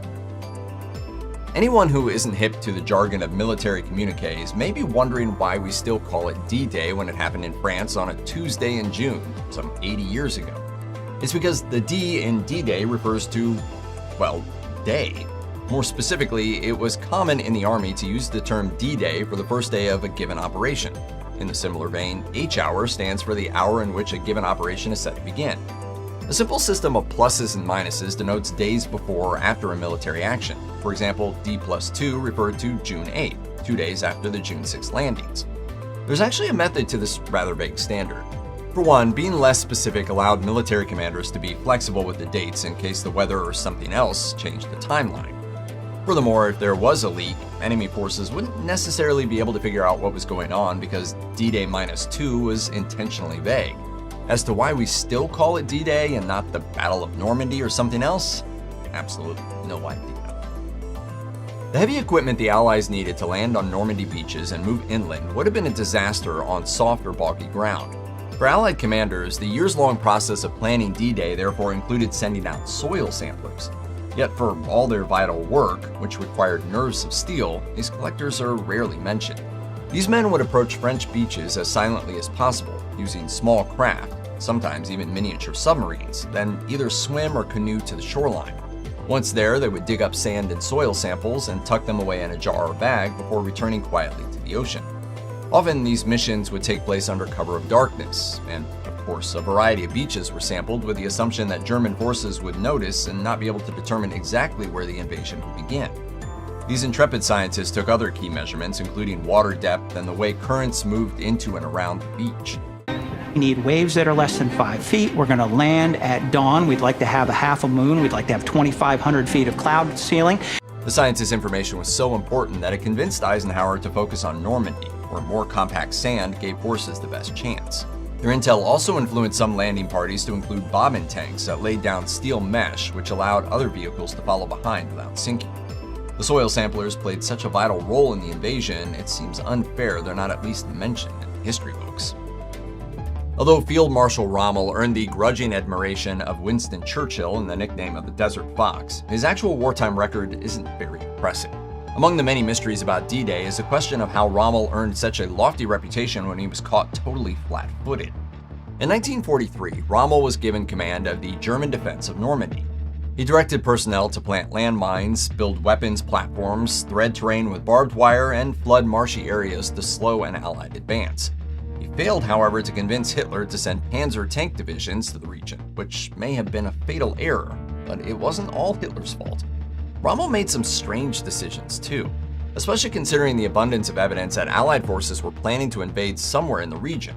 But just 2 days before D-Day, or D-2, he left the front to celebrate his wife's birthday. Her gift that year? A nice pair of shoes. He had believed too much in the German weather forecast, which had said on the 6th of June it will be poor weather. By the time he made it back to the front, D-Day was effectively over and the war had begun its turn in the Allies' favor. Bagpipes aren't a subtle instrument. They're loud and they command attention. So why did one ballsy bagpiper play the pipes on Sword Beach while British troops advanced? And how the heck did he manage to survive? Well, everybody else had guns in their hands and you had your bagpipes. The piper in question was Bill Millen, a Scottish private then serving in the British 1st Special Service Brigade. Before his group was about to land, Millen's commanding officer had an idea that was both highly traditional and exceedingly unusual. That officer, Brigadier Simon Fraser, 15th Lord Lovett, was both a hereditary Scottish aristocrat and someone Hitler allegedly regarded as a terrorist. Fraser, seeing Millen in his kilt, suggested he break out the bagpipes. Millen noted that music making was technically banned, as it obviously attracted enemy fire. Fraser's reported response was that, as the rule came from the English War Office and they were Scottish, they could disregard the order. So Millen went ahead, walking back and forth on a Normandy beach, taking fire and playing the bagpipes, all to raise morale. He also took on the traditional role of leading his group across a bridge. 12 soldiers were killed in that action. Later, Millen had a chance to talk to 2 captured German snipers from that day. We asked them why they didn't shoot at the piper walking in the front, and one of them said because we thought he was doom-cuffed, he was mad. Dig deep enough into the story of D-Day and you may come across Yang Kyung-jong. As it's typically told, Yang was a young Korean man who was conscripted into the Japanese army in the late 1930s. He was captured by Russia, then conscripted into that nation's service in 1942. Captured in Ukraine, Yang was then forced into the German army and sent to Normandy, where he was yet again captured, this time by Allies on D-Day. Transported to a POW camp in the US, he eventually became a US citizen and died in Illinois in 1992. His stories understandably captivated everyone from action filmmakers to noted historians. Yang might be one of history's most unlucky people, if only he was real. If you take a more careful second look, his story quickly becomes hard to confirm. A photo that allegedly shows a war-weary Yang in German uniform doesn't use his name. Instead, its official entry in the National Archives only identifies him as a young Japanese man. Indeed, there's practically no documentation of a Korean man passed from army to army in the midst of this massive global war. There were Korean people who lived in Berlin under Nazi rule, but most appear to have returned to Korea by 1945. People of Asian descent fought at D-Day, including the unnamed Japanese man in a German uniform, and on the Allied side, multiple Chinese-American service members who stormed the beaches that day. But as far as Yang goes, he may make a great story, but he's as fake as a balloon pretending to be a tank. Over 60 years later, we're still obsessed with John F. Kennedy's assassination, and with good reason. Here are just some of the bizarre facts that have us still wondering what really happened in Dallas that day. When historians call Lee Harvey Oswald enigmatic, they're severely underplaying just how mysterious he was. There's a lot we don't know about the 20th century's most infamous assassin. We don't know why he did it, and we don't know why he spent the weeks before the assassination hanging out in Mexico City. As Professor T. Jeremy Gunn put it to NPR, back then the city was, quote, the spy capital of the Western Hemisphere. Cuban agents, Soviet moles, and CIA operatives all rubbed shoulders there, and Oswald was among them, raises all sorts of questions. It's a mystery wrapped in a riddle inside an enigma! We do know Oswald used his time in Mexico to try and secure a Soviet visa. We don't know why the records of this are all screwed up. The day he visited the Soviet embassy just happens to be the day the CIA's camera wasn't working, so we have no pictures. We once had a recording of a tapped phone call from a guy claiming to be Oswald. The controversial former FBI director J. Edgar Hoover decided it wasn't Oswald's voice, so the tape vanished. That's before we get on to the random guys Oswald was with. According to Politico, CIA informer saw Oswald with two young Americans at a party in the city. We still haven't established their identities. All we know is that they spent a few days hanging out with a soon-to-be presidential assassin and then vanished forever. One of the spies in Mexico City at the time of Oswald's visit was June or Jerry Cobb, an Oklahoma girl who turned pro-Castro revolutionary before becoming disgusted with Cuba and turning CIA spy. Cobb was a valuable intelligence asset. Her claims were usually taken seriously, so when she followed up Kennedy's assassination by telling her CIA handlers Oswald had been seen at a Mexico City party where people joked about killing JFK, you better believe the feds listened. The story comes via Politico, and we should say here that its specifics remain shrouded in mystery. Cobb's file is still under lock and key for security reasons, so Politico's reporting comes only from related CIA and FBI files. Still, it's fascinating reading. Mexican playwright Elena Garro reported the party to Cobb, saying it was a meeting place for Cuban diplomats. Some were even joking about how useful it'd be if Kennedy was killed. Garro's information was so shocking that the FBI interviewed her in 1964. But Cobb's intel was disparaged by the CIA, and no follow-up action seems to have been taken. No evidence connecting the assassination to Cuba or the Soviets has ever surfaced, even after the opening of the KGB files. Still, it does make you wonder what exactly happened at that party and just what Oswald was doing there. Perhaps the strangest thing about Oswald is that he was under heavy surveillance by U.S. intelligence agencies after defecting from and returning to the U.S. So how was he not stopped? On October 16, 1959, he arrived in Moscow and wrote to the Soviet authorities, renouncing his American citizenship. Then, when the Kremlin rejected his overtures, Oswald tried to kill himself. That was enough to grant him a temporary stay in the USSR. The KGB shipped him off to Minsk to work in a radio factory. According to Pulitzer Prize-winning journalist Anthony Summers, Oswald later claimed he'd offered the Soviets information on America's U-2 spy planes. No, sir, I am not a communist. I have studied Marxist philosophy, yes, sir, and also other philosophers. Flash forward to June 1962, and Oswald was back in the States, this time with a Soviet wife and newborn daughter. Given his history, you'd probably expect his return to be announced by dozens of men in dark glasses bundling him out of the airport and into a mobile interrogation chamber. Yet the CIA never questioned him. The FBI did question him twice after his return, and once again on August 10, 1963, after he was arrested for disturbing the peace by handing out pro-Castro flyers. But for whatever reason, a defector was given free rein to waltz around the country until he shot the president. In the video of Ronald Reagan being shot, the first shot goes off, and within a split second, the president has been whisked away while John Hinckley Jr. vanishes beneath a sea of bodies. Now compare the Kennedy assassination. The first bullet hits JFK in the throat, and the Secret Service does nothing. The second bullet is the headshot that killed Kennedy. 5 seconds passed between the two shots. A high-speed Reagan-style response could have saved the president. Driver William Greer didn't take evasive action. Paul Landis, following the Kennedy car, didn't jump on board and shield the president with his body. The Secret Service guy you see jumping onto the car in the assassination footage, that's Clint Hill, part of the First Lady's detail, fulfilling his duty to protect Jackie. Interviews with Secret Service personnel by Vanity Fair talk about a macho culture where members would refuse food and sleep and spend every night getting crazy drunk. While a no-sleep hangover would explain their inaction, it doesn't explain other weird screw-ups, like why the running boards on JFK's car were retracted, meaning there was no one to protect the president if something happened. Then something happened. John F. Kennedy died at approximately 1 o'clock Central Standard Time today here in Dallas. Following Kennedy's assassination, officials tried to trace all possible witnesses.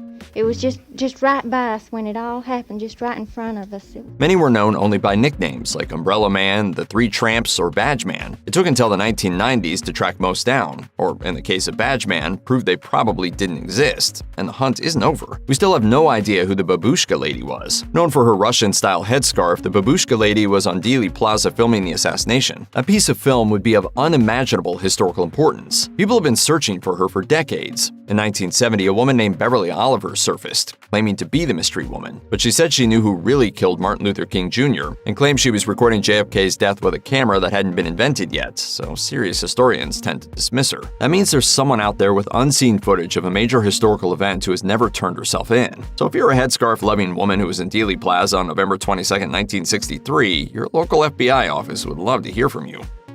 After JFK's death, things only got weirder. The body was taken to Dallas Parkland Memorial Hospital, but it barely got through the doors before a fight broke out over who got to perform the autopsy. The local coroner was Earl Rose. Since Kennedy was killed in Texas, he felt it was a state crime, that Texas law applied, and that he was responsible for the post-mortem. According to the LA Times, however, the Secret Service and Jackie Kennedy disagreed. Things quickly got ugly. I'm the medical examiner. This is a homicide case. The deceased can't leave until there's been an autopsy. When Rose tried to physically block the Secret Service from the body, a heated argument broke out. At some point, Kennedy's detail simply grabbed the body. According to some accounts, guns were drawn. Either way, the outcome was the same. Kennedy's remains were transported to Bethesda Naval Hospital in Maryland. Likely as a result of this dispute, there's no longer any ambiguity. A 1965 code makes it clear that attempting to assassinate the commander-in-chief is a federal crime. Given its importance, you might expect JFK's autopsy was done with the utmost diligence. But not only were parts of the autopsy done in a strange way, a whole lot of crazy issues surfaced later. When you're autopsying a body, there are specific procedures you should follow. Removing and weighing the organs is one, something autopsy Dr. James Joseph Humes admitted in 1996 hadn't been done. This pales in comparison to the other things Humes didn't do. He didn't preserve the original JFK autopsy report. He made a handwritten copy, then burned the original. Humes claimed he wanted to stop the blood-stained report from becoming a source of morbid fascination. On the other hand, he failed to destroy at least one other blood-stained document. Certain people in our government tampered with critical evidence in order to make sure the American people would not know the truth about who murdered the president. Then there are the autopsy photos. The ones in the National Archive are low quality and don't show important details like the number of bullet wounds. When Professor Gunn showed them to the woman who developed them, Sandra Spencer, as part of his work on the 1992 Assassination Records Review Board, she said they didn't look like the images she remembered processing. She said that the photographs that she developed had a large massive exit wound in the back of the head. Next, Gunn tried to match them to photos printed by Spencer's lab shortly before the assassination. The photo paper was completely different, suggesting they came from a different printing session. It sometimes seems the only thing that could shed more light on what happened in Dealey Plaza that day is a deathbed confession from a professional assassin. Well, buckle up, because that deathbed confession exists. Many strange things were happening, and your Lee Harvey Oswald had nothing to do with them. In 1966, Herminio Diaz Garcia, a hitman for the Cuban Mafia, died during a raid on a prison. Before he expired, he told fellow mobster Tony Cuesta he'd been responsible for the death of the U.S. president. That's the story investigative journalist Anthony Summers tells in his book on the assassination, Not in Your Lifetime. In 2007, Summers and Robert Blakey, a former chief counsel to the House Select Committee on Assassinations, interviewed Cuban exile Ronaldo Martinez Gomez, who also spoke with the Telegraph in 2013. Gomez said he'd shared a cell with Cuesta, who told him about Diaz's confession. In fact, Diaz was in the United States on November 23, 1963, and had previously carried out 20 political assassinations. Of course, this is just one man's word, and hitmen tend to lie, but there are other bizarre Cuban connections to JFK's murder. Also in 2007, former Kennedy detail Secret Serviceman Abraham Bolden told ABC about a tip-off the service received ahead of JFK's aborted trip to Chicago on November 2, 1963. Two Cuban men with rifles were spotted in a rented room along the motorcade route, but the surveillance operation against them was bungled and the potential assassins vanished. Kennedy was a beloved president, while Sam Giancana was a violent mobster who once worked for Al Capone.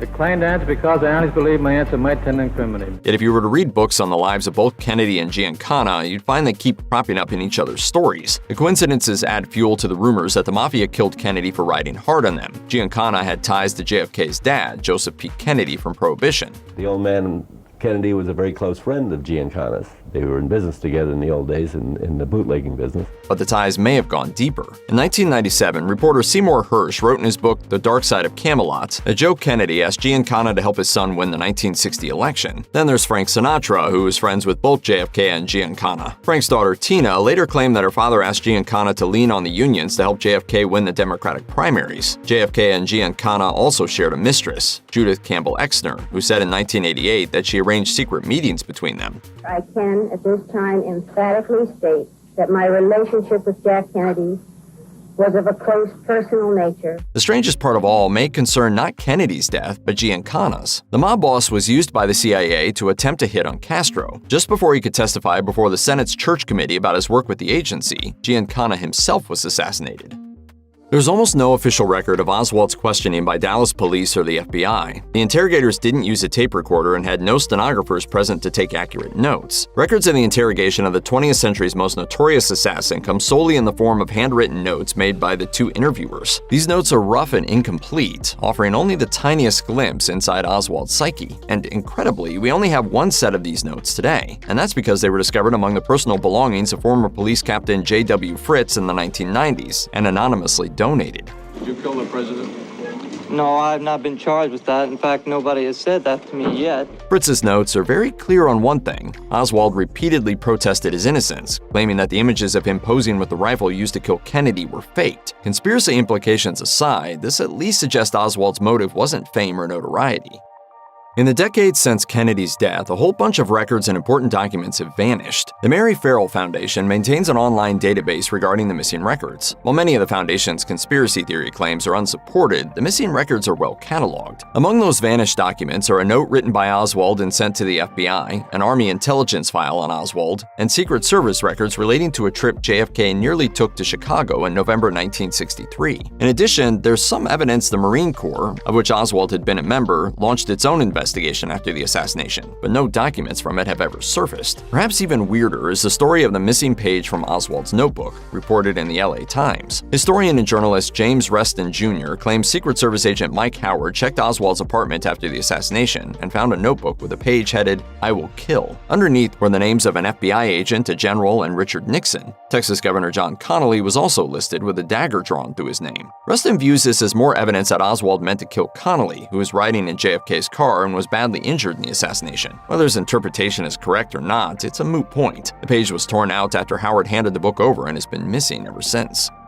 President Kennedy's brain is missing. In 1966, it was revealed to have vanished from a secure room at the National Archives. If you think that's weird, just wait. Historian James L. Swanson wrote in his book End of Days, The Assassination of John F. Kennedy, that he believed the thief was JFK's brother, Robert F. Kennedy. After Kennedy's autopsy, his brain was placed in a stainless steel container. It was kept along with several samples of brain tissue, first by the Secret Service, then at the National Archives. Being both important and utterly morbid, its time at the archives was spent under the watchful eye of JFK's former secretary. That makes its disappearance all the more mystifying. In October 1966, someone went looking for the brain and found it and all the tissue samples had vanished. The Attorney General immediately ordered an investigation. Half a century later, we're still waiting for it to turn up. So where does RFK fit in? Swanson's theory is that Kennedy's brother stole his brain to cover up the massive stew of drugs the president was taking. Had the American public known just how sick Jack Kennedy was, he probably could not have been a presidential candidate.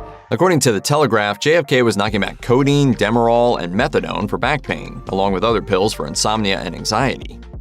In July 2017, a handful of new files on JFK's death were released to the public. This was in accordance with a 1992 law that all records of the assassination had to be declassified by October 26, 2017. While most of the new files were little more than duplicates of already public material, they did contain one strange new nugget of information. From the Warren Commission onwards, the CIA publicly embraced the lone gunman theory that Oswald acted alone. But the new documents revealed that, by the mid-1970s, the CIA no longer believed this. Internally, the agency began to consider JFK's death part of a possible conspiracy, even as they continued to publicly support the theory that Oswald acted alone. I know what it is to kill someone. You don't bounce and come this way. When you bounce and come this way, you got hit in the front.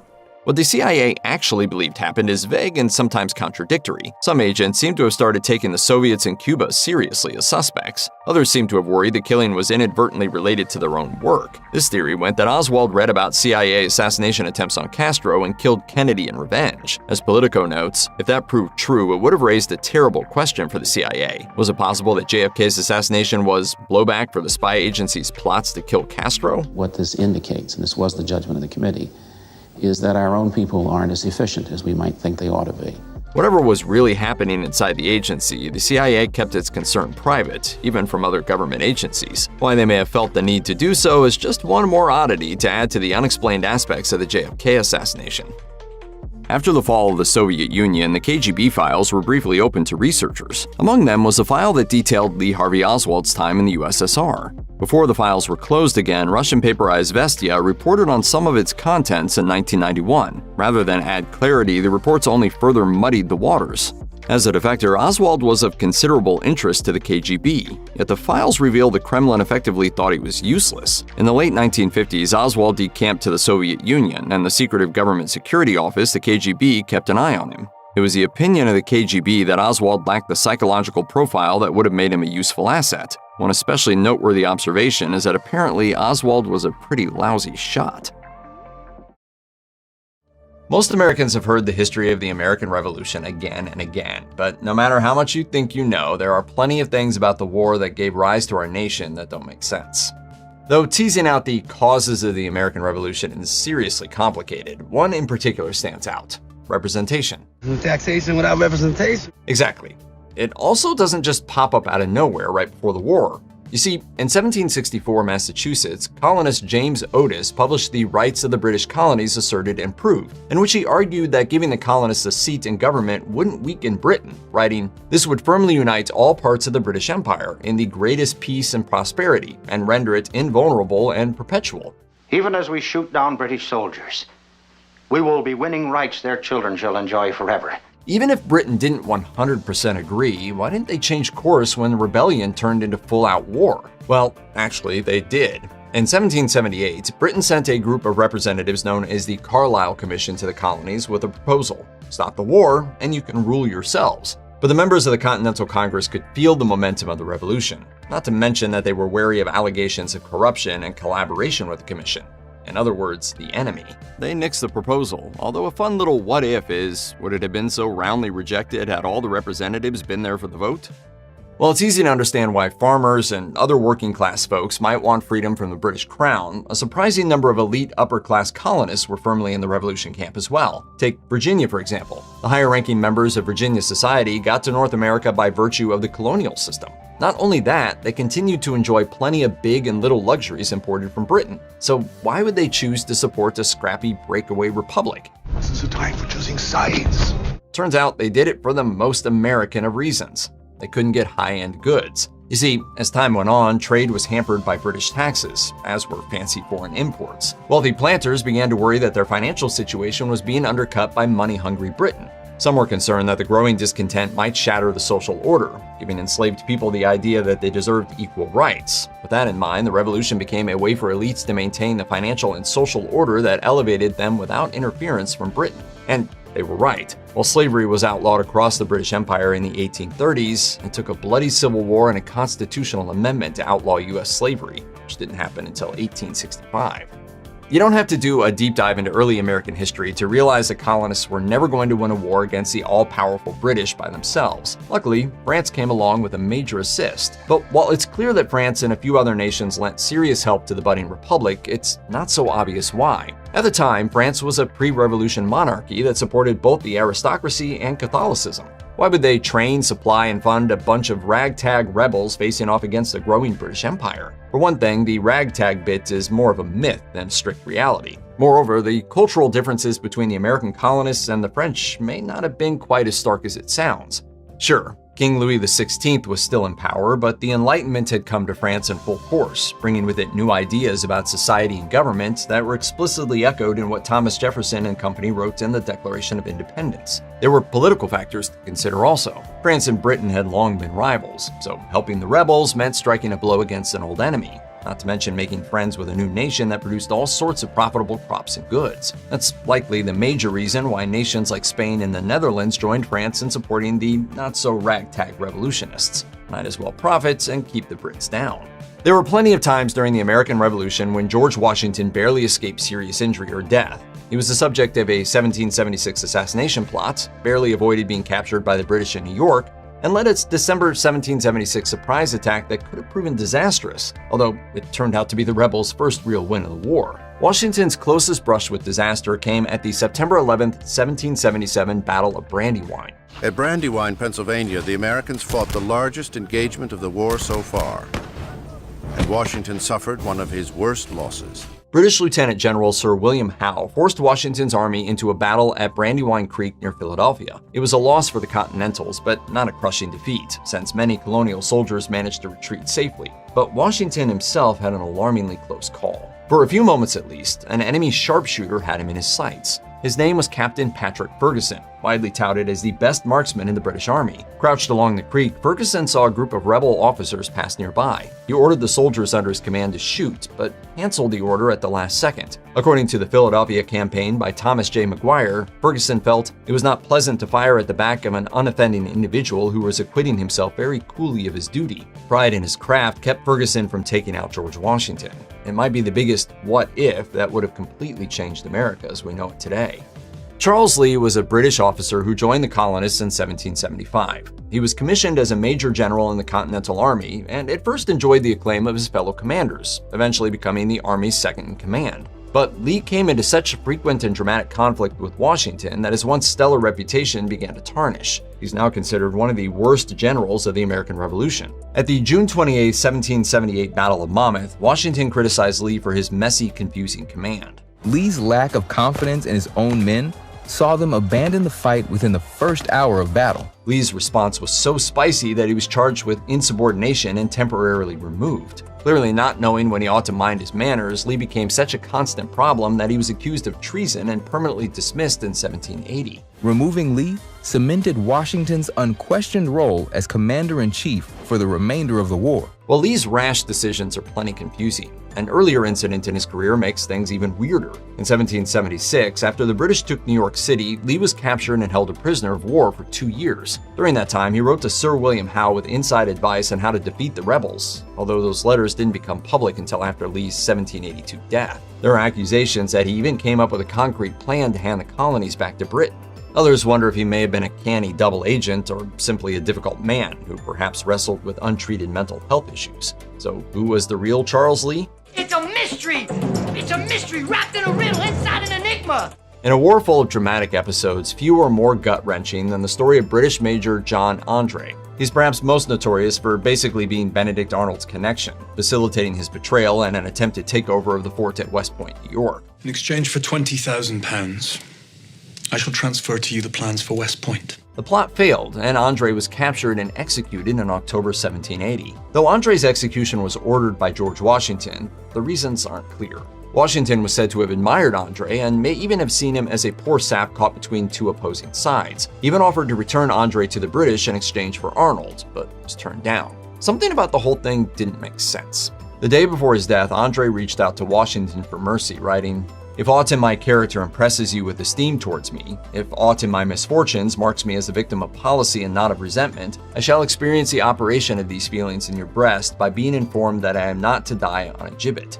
Other officers thought Andre should at least be given the dignity of death by firing squad and not the hanging accorded to common criminals. Yet Washington and other Continental Army commanders voted to have him hanged anyway. Major General Nathaniel Greene argued that it was a fitting death for a spy. Washington never explained his decision. The rebels got a big assist from a group known as the Culper Spy Ring. They were based in Setauket, Long Island, and organized by a cavalry officer named Benjamin Talmadge. What are you doing here? I saw Ben Talmadge trying to recruit me for a secret mission. Many of those involved have since been revealed, including farmer Abraham Woodhull and sailor Caleb Brewster. But one member of the ring remains unknown to this day, Agent 355. Talmadge used numbers and code names known as the Culper Code to conceal identities. 355 in the Culper Code meant lady. Agent 355 is mentioned just once by Woodhull, according to Morton Pennypacker's General Washington's Spies, who quotes, I think by the assistance of a 355 of my acquaintance, we shall be able to outwit them all. But a close reading, the assistance of a 355, reveals that Talmadge may not be speaking about a full-on spy, but using a generic term, not an actual code name. This is war. You never know who's listening. Still, people love to speculate about the mysterious woman's identity. Some folks point to Anna Strong, a Long Island resident who was Woodhull's neighbor and whose husband supported the rebellion. She allegedly communicated with agents, reportedly hanging a black petticoat on a washing line if a message was ready for pickup. Other candidates included a unnamed lover of Agent 723, Robert Townsend, and none other than Benedict Arnold's sweetheart, Peggy Shippen. The opening lines of the Declaration of Independence read, "All men are created equal, that they are endowed by their Creator with certain unalienable rights, that among these are life, liberty, and the pursuit of happiness." Not only a declaration of our independence, but of the rights of all men. But dig a little deeper, and that notion is complicated by some of the Founding Fathers. In a 1776 letter to James Sullivan, John Adams contemplated the idea of letting non-elites vote. Adams thought the notion dangerous, or at least a major political headache, writing, "There will be no end of it. Women will demand a vote. Lads from 12 to 21 will think their rights not enough attended to, and every man who is not a farthing will demand an equal voice with any other in all acts of state." Adams, the second U.S. president, was part of the land-owning elite guaranteed voting rights under the colonial system. He had an estimated net worth of $21.5 million in modern US dollars and owned a 40-acre estate. But skepticism about democracy wasn't an Adams-only problem. Other Founding Fathers were wary of populism and initially ensured that only members of the House of Representatives were elected by popular vote. In fact, senators weren't elected by popular vote until 1913, with the ratification of the 17th Amendment to the Constitution. The assassination of RFK was filled with so much chaos and confusion that even some of his own children still don't buy the official story. Here's what still doesn't add up decades later. According to official findings, Robert F. Kennedy's assassin was Sirhan Sirhan, a Jerusalem-born Palestinian with Jordanian citizenship. When he was 12, his family immigrated to the United States, and he grew up in Pasadena, California. He was reportedly critical of the Israeli state, a feeling that only intensified in 1967 when Israel's victory against an alliance of Arab states gave it control over additional territories in the region. During his trial, Sirhan said he shot Kennedy because of the senator's support for Israel.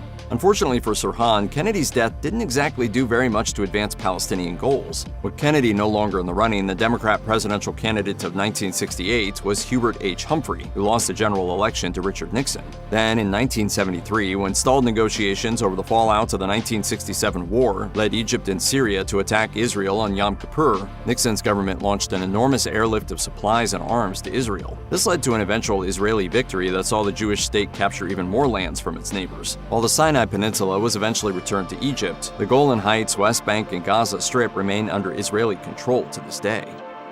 Since the assassination of William McKinley in 1901, the United States Secret Service has been tasked with protecting the president and other important government officials. So it may seem bizarre that Robert Kennedy didn't have Secret Service protection on the night he was killed. After all, he was campaigning to be the presidential candidate of a major party, and his own brother was a president who had been assassinated just a few years earlier. Beginning in 1965, former presidents, as well as their wives, widows, and children, were pulled under the umbrella of Secret Service protection. But presidential candidates were yet to be given the same treatment. RFK's death shattered this oversight, and since 1968, Secret Service protection has indeed been extended to major presidential candidates. The Secret Service detail grew exponentially. How many shots were fired might sound like a simple question. When it comes to RFK's assassination, the standard answer is 8, as Sirhan's revolver held that many bullets. 3 of them hit Kennedy, with a 4th passing through the shoulder pad of his coat. 5 other people were injured non-fatally, which is consistent with 8 shots being fired. So how is it then that 14 bullets were reportedly found in the vicinity? Trade union activist Paul Schrade survived a head wound during the attack, and he agreed with an acoustics expert who analyzed the tape of the assassination and identified 13 shots. However, it's important to note that other people only hear 8 on the tape. A woman screaming on the recording complicates the analysis, though, as does the fact that the position of the recorder relative to Kennedy and Sirhan is not known. Conspiracy theories about RFK's assassination generally take for granted that Sirhan didn't act alone. You do need more than one person for a conspiracy, after all. One figure who frequently pops up in discussions about Sirhan's possible handler is a woman in a polka dot dress. That may sound like quite the bold fashion choice for someone involved in a political conspiracy, but then again, murdering a sitting senator is hardly a job for the faint of heart. Various witnesses reported seeing a young woman in a dotted dress talking to Sirhan, although more specific details about the dress and the woman's hair color vary between witnesses. Some of these accounts claim that she spoke to a man in a foreign language, stood near Sirhan and possibly talked to him, or that she even said, "We shot him." Alleged sightings of this woman are rendered more confusing by the presence of Kennedy campaign worker Valerie Schult, who was wearing a dotted dress. So whether witnesses saw Schult, another polka dot woman, or both will likely never be known definitively. It's a common detail in assassination conspiracy theories. There was more than one shooter. According to this hypothesis, Sirhan indeed fired the 8 shots in his revolver, but those that killed the senator actually came from another weapon wielded by a second attacker.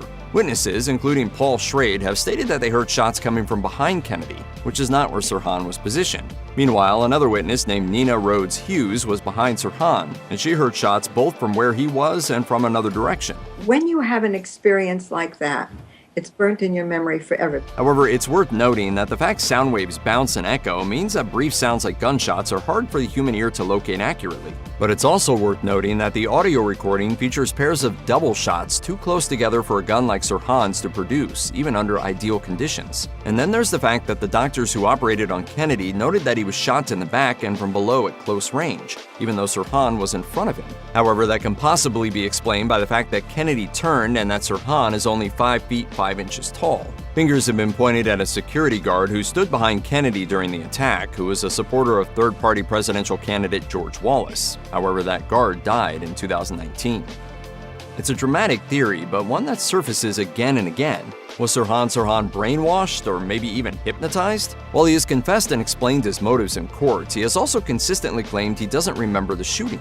According to the brainwashing theory, he was a sacrificial distraction to conceal the real perpetrator and motivation. Attorney William Pepper argued at a 2011 parole hearing that Sirhan was essentially brainwashed to shoot Kennedy. Pepper also stated that he believed that he knew who was behind the brainwashing, though he didn't reveal who that was. This tactic was part of a try-everything approach that also involved references to the second gunman, and claimed that Sirhan was remorseful for a crime that he ostensibly didn't remember. I was worried about saving my own butt from execution. None of it stuck, though, as Sirhan was not granted parole, and in 2016, a judge formally dismissed the hypnosis theory. A reasonable observer might look at the mess around the second shooter and brainwashing theories and ask what the ballistics evidence says. Well, as it turns out, that's also a bit of a mess. Sirhan's attorneys at his original trial consulted a ballistics expert named William Harper, who wrote in an affidavit that markings on a bullet recovered from Kennedy's neck did not match a bullet that struck an injured bystander. But when pressed by reporters in 1974, Harper said that the differences weren't significant enough to conclusively prove that the bullets came from different guns. Meanwhile, crime scene investigator Dwayne Wolfer testified at the trial that Kennedy's bullets and the bystander bullets did match. There was so much confusion over the ballistics evidence that in 1975, a Los Angeles judge convened another group of experts. They fired new test bullets from the Sirhan gun and said that they did not match the crime scene bullets, but that the 3 preserved crime scene bullets matched each other. This would mean that they'd been fired from the same weapon, but not Sirhan's revolver. A total of 3 bullets in Kennedy and 5 in survivors accounted for every shot the Sirhan gun could have held. On-site observers noted nearby door frames that bore bullet hole-like damage, which would mean that there were even more shots. However, Wolfer discounted the interpretation of these as bullet holes, and the frames were discarded after the first trial, making their re-examination basically impossible. In 2010, the Los Angeles Police Department prepared an exhibit of artifacts related to notorious cases for display at a Las Vegas conference of murder investigators. Among the items on display were the shirt, jacket, and tie that RFK was wearing when he was shot. An LAPD spokesman argued for the artifacts' value as teaching tools, though the exhibit still drew criticism from the victims' families. The Kennedys in particular were not exactly convinced by the police department's justification, and complaints from the family quickly led to the clothing being removed from public display. In 2021, then 77-year-old Sirhan was almost paroled. That was his 16th attempt after 53 years of incarceration. He convinced the panel that he presented no future threat to the public and that he was sufficiently rehabilitated. If released, he planned to live with his brother, thereby indicating both family support and a plan for stability. Sirhan's bid had some surprising supporters, including Kennedy's sons Douglas and Robert Jr., as well as Paul Schrade. Douglas spoke movingly of forgiveness, while Robert Jr. and Schrade have argued that Sirhan did not fire the fatal shots, and the parole board ultimately recommended parole. There's strong evidence of a second gunman. However, parole was opposed by 6 of RFK's other children, as well as his widow, Ethel, who penned a group letter arguing against release. They found a sympathetic ear in California Governor Gavin Newsom, who exercised his veto power to reverse the board's decision and continue Sirhan's imprisonment. Then, in 2023, the same board that had recommended release in 2021 declined to do so again. The members of the board gave no public comment on the decision, which is standard practice. He created a heinous crime, and he has done very, very little to rehabilitate himself. On the night of the assassination, RFK was at Los Angeles' Ambassador Hotel for a victory party to celebrate winning California's Democratic primary. When it became clear that the state was breaking for him, he descended from the room where he'd been watching returns and passed through the hotel kitchen to a ballroom where he addressed an excited crowd. Afterwards, he intended to go to a press conference in another room, cutting through the kitchen again. On the way, he encountered Sirhan. But why exactly was Kennedy routed through the kitchen? He was shot in the pantry, which is not the natural habitat of super-famous politicians. The ballroom was very crowded with excited guests whose candidate had just won a major contest, so dodging the crowd made sense. However, the ostensible shortcut around the crowd was full of staff members interested in meeting Kennedy, who took the time to greet them. Indeed, he was shaking hands with a busboy when the first shot was fired. In the wake of the Martin Luther King assassination just a couple of months earlier, it seems optimistic to the point of naivete to think that Kennedy would be completely safe on this path. Stranger still is how Sirhan managed to place himself in the senator's path, especially considering that he admitted that he was very drunk. If it wasn't an enormous surprise for Kennedy to retreat through the kitchen, it also wasn't meticulously planned. Ultimately, this fatal encounter represented the worst luck possible. RFK was, of course, not the only member of his family who was assassinated, nor was his the only Kennedy assassination to raise more questions than answers. So it's worth noting that the Warren Commission investigating the murder of John F. Kennedy never received any testimony from Robert Kennedy. He had a say in the commission's makeup, but was unwilling to participate further. He refused to read the completed report, but after being briefed on the matter and counseled by his brother Ted, he stated publicly that he stood behind the commission's findings, including that Lee Harvey Oswald was the lone gunman that day in Dallas. But rumors that RFK was privately unsatisfied have persisted, and he certainly wouldn't be the only one who felt that way. A 2007 book by journalist David Talbot titled Brothers: The Hidden History of the Kennedy Years states that RFK continued to quietly investigate the circumstances of his brother's assassination in the following years. According to Talbot, RFK believed that a domestic conspiracy had carried out the murder and intended to press the issue if and when he was elected president. Instead, he endured the same tragic fate as his brother and never got that chance. Why is there only one first-hand account of the Vesuvius eruption? How is it possible the Romans had such well-cared-for teeth? And what's the deal with the giants? After nearly 2,000 years, there are still plenty of unanswered questions about the Pompeii eruption. The inhabitants of Pompeii and nearby settlements like Herculaneum almost certainly had warnings that something was going on with their local volcano. Now, obviously, the ancient Romans neither had advanced seismological equipment nor our modern understanding of how volcanoes like Vesuvius work, namely that it erupts periodically and that eruptions probably will be preceded by increased activity like earthquakes. But contemporary accounts make it clear that people noticed changes in the mountain. Writing more than a century later, Cassius Dio wrote that locals had reportedly seen giants on the mountain, followed by earthquakes and loud rumbling from the ground. These giants may have actually been plumes of gas emitted from the mountain. When you think about it, they kind of fit the bill of boisterous, destructive creatures in the Roman imagination. Or it was just really giants. It's not obvious how everyday Pompeians reacted to these signs. Clearly, they elicited some amount of fear, but there's good evidence that buildings and even water pipes in Pompeii and the surrounding area had been or were in the process of being repaired at the time of the eruptions. The damage may well have been the result of recurrent earthquakes, like a fairly large and destructive one that struck the area in 62 AD, which was 17 years before the big one in 79 AD. While some people had already left Pompeii as a result of what were probably increasing geological disturbances, there were others that weren't about to leave the lucrative environment to the bustling city. I'm not leaving. That ended up being a poor choice.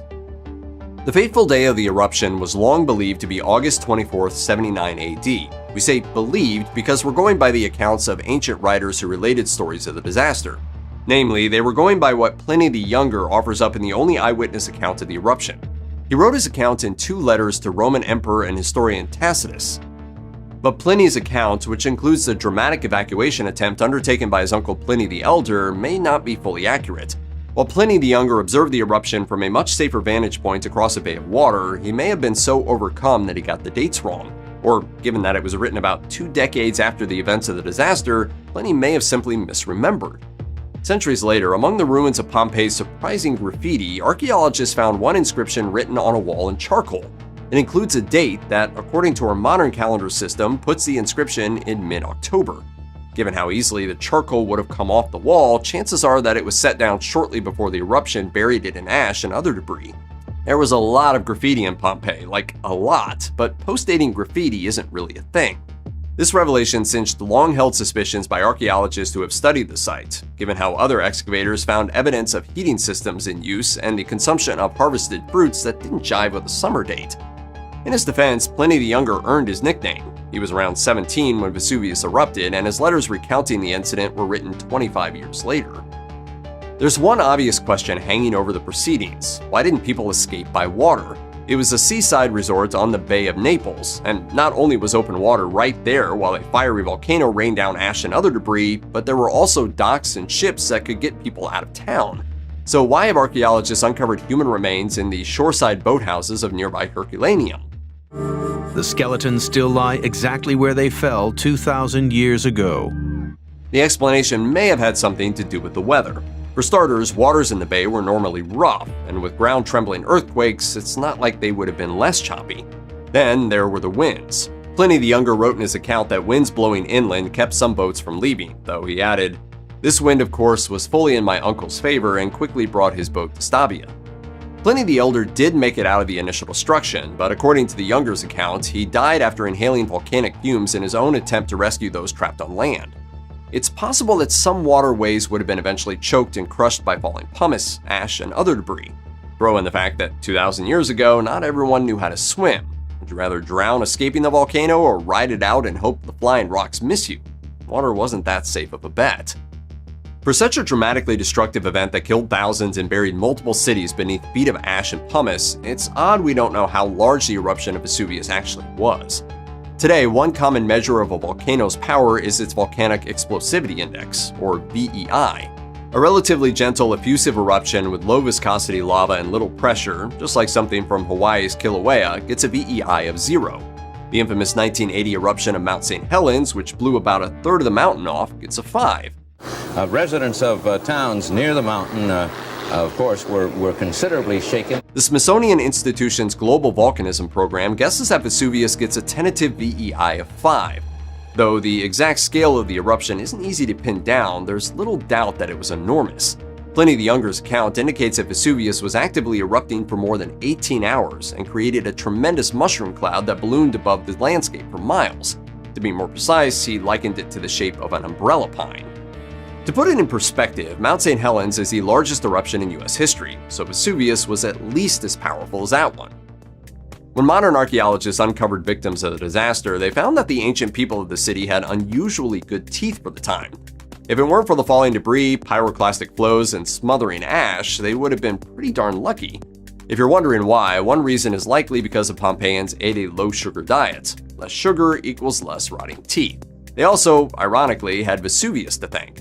The geological system that produced the volcano appeared to have introduced fluorine into the local water system. Somewhat like fluoridated water today, it could have helped stave off tooth decay by strengthening tooth enamel, but there's a dark side to all that fluorine. According to a 2011 paper published in PLOS ONE, the ancient residents of the area around Pompeii appear to have at least occasionally suffered from skeletofluorosis. That's the result of getting too much fluoride as a youth and causes joint pain and leads to more bone breaks. Pretty teeth isn't exactly a fair trade-off for not being able to run away from lava because of joint pain. In Strabo's Geography, written about 5 decades before the eruption that destroyed Pompeii, the ancient geographer describes the barren, burned summit of Vesuvius that loomed above rich fields below. Meanwhile, Diodorus Siculus wrote that Vesuvius still showed the marks of a great fiery past. Supposedly, it was also witness to a long-ago battle between the hero Heracles and a group of massive, boisterous giants. Giants again. You know, maybe we shouldn't have just poo-pooed those giant stories from earlier. Just saying. Anyway, it's not clear just how much people understood the possibility that it could erupt again. After all, they were the busy cities of Pompeii and Herculaneum, as well as the surrounding rich farmlands, all filled with people who didn't seem that worried about the local mountain.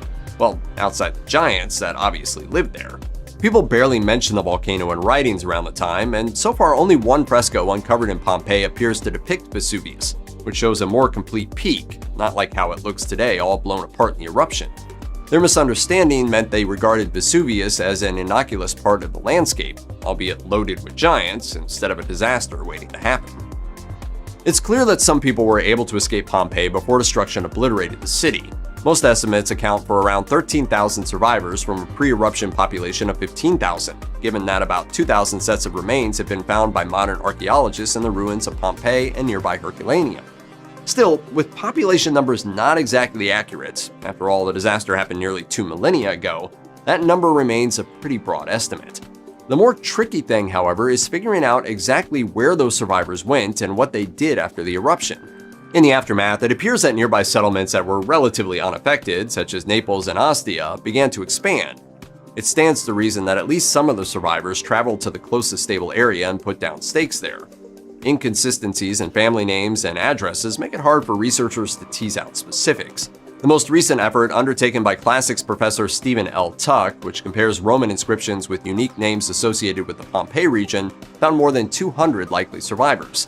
It's a start, but where are the other almost 13,000 survivors? Is that 13,000 number highly inflated? Beside the first-hand account written by Pliny the Younger, no others seem to exist. What gives? That does not make sense. Scholars estimate the literacy rate of ancient Rome was 15%, though that number could vary depending on when and where you were. Given the well-appointed villas excavated by modern archaeologists, it's obvious that at least some elites lived in Pompeii. It stands to reason that a number of those upper-class people would have known how to read and write. If even one or two of that group managed to escape, then they surely could have found a pen and paper to scribble down what happened. Yet, at least for now, we only have Pliny's account of what he saw from across the Bay of Naples, written 20-plus years after the eruption. Perhaps there is another account hidden somewhere else, or a Pompeian refugee did write their recollections down, all lost to time on crumbling fragments of papyrus. Or maybe, just maybe, it's in the Bible. This is a serious long shot, but biblical scholar James Tabor suggests the book of Revelation's terrifying apocalyptic imagery may include a coded account of the eruption. He contends that the fall of Babylon described in the text is potentially a description of how the port city of Pompeii was consumed by volcanic destruction as its inhabitants faced God's divine wrath. That's a bit of a stretch, a giant stretch. In the long aftermath of the disaster of Pompeii, it's become somewhat fashionable to blame the dead for their own fate. Why are all these people living near a giant-infested volcano? If only they had been smarter and wiser, they would have sensibly left the city early and abandoned their heavy valuables. And that is arguably the most confusing thing about many modern descriptions of Pompeii's destruction, which makes it seem as if people just sat there in their homes guarding their property and waiting for the eruption to end. But in one house, the remains of a heavily pregnant person and 11 others were found, hinting that a young woman close to giving birth could not simply run away and that members of her family stayed to support her. The bones of another man, who appears to have died in the superheated pyroclastic flow that came barreling down the slopes of Vesuvius, showed a limb disability that would have made it difficult for him to walk. It was probably due to all that fluoride. Simply put, it's no one's fault. It was a volcano.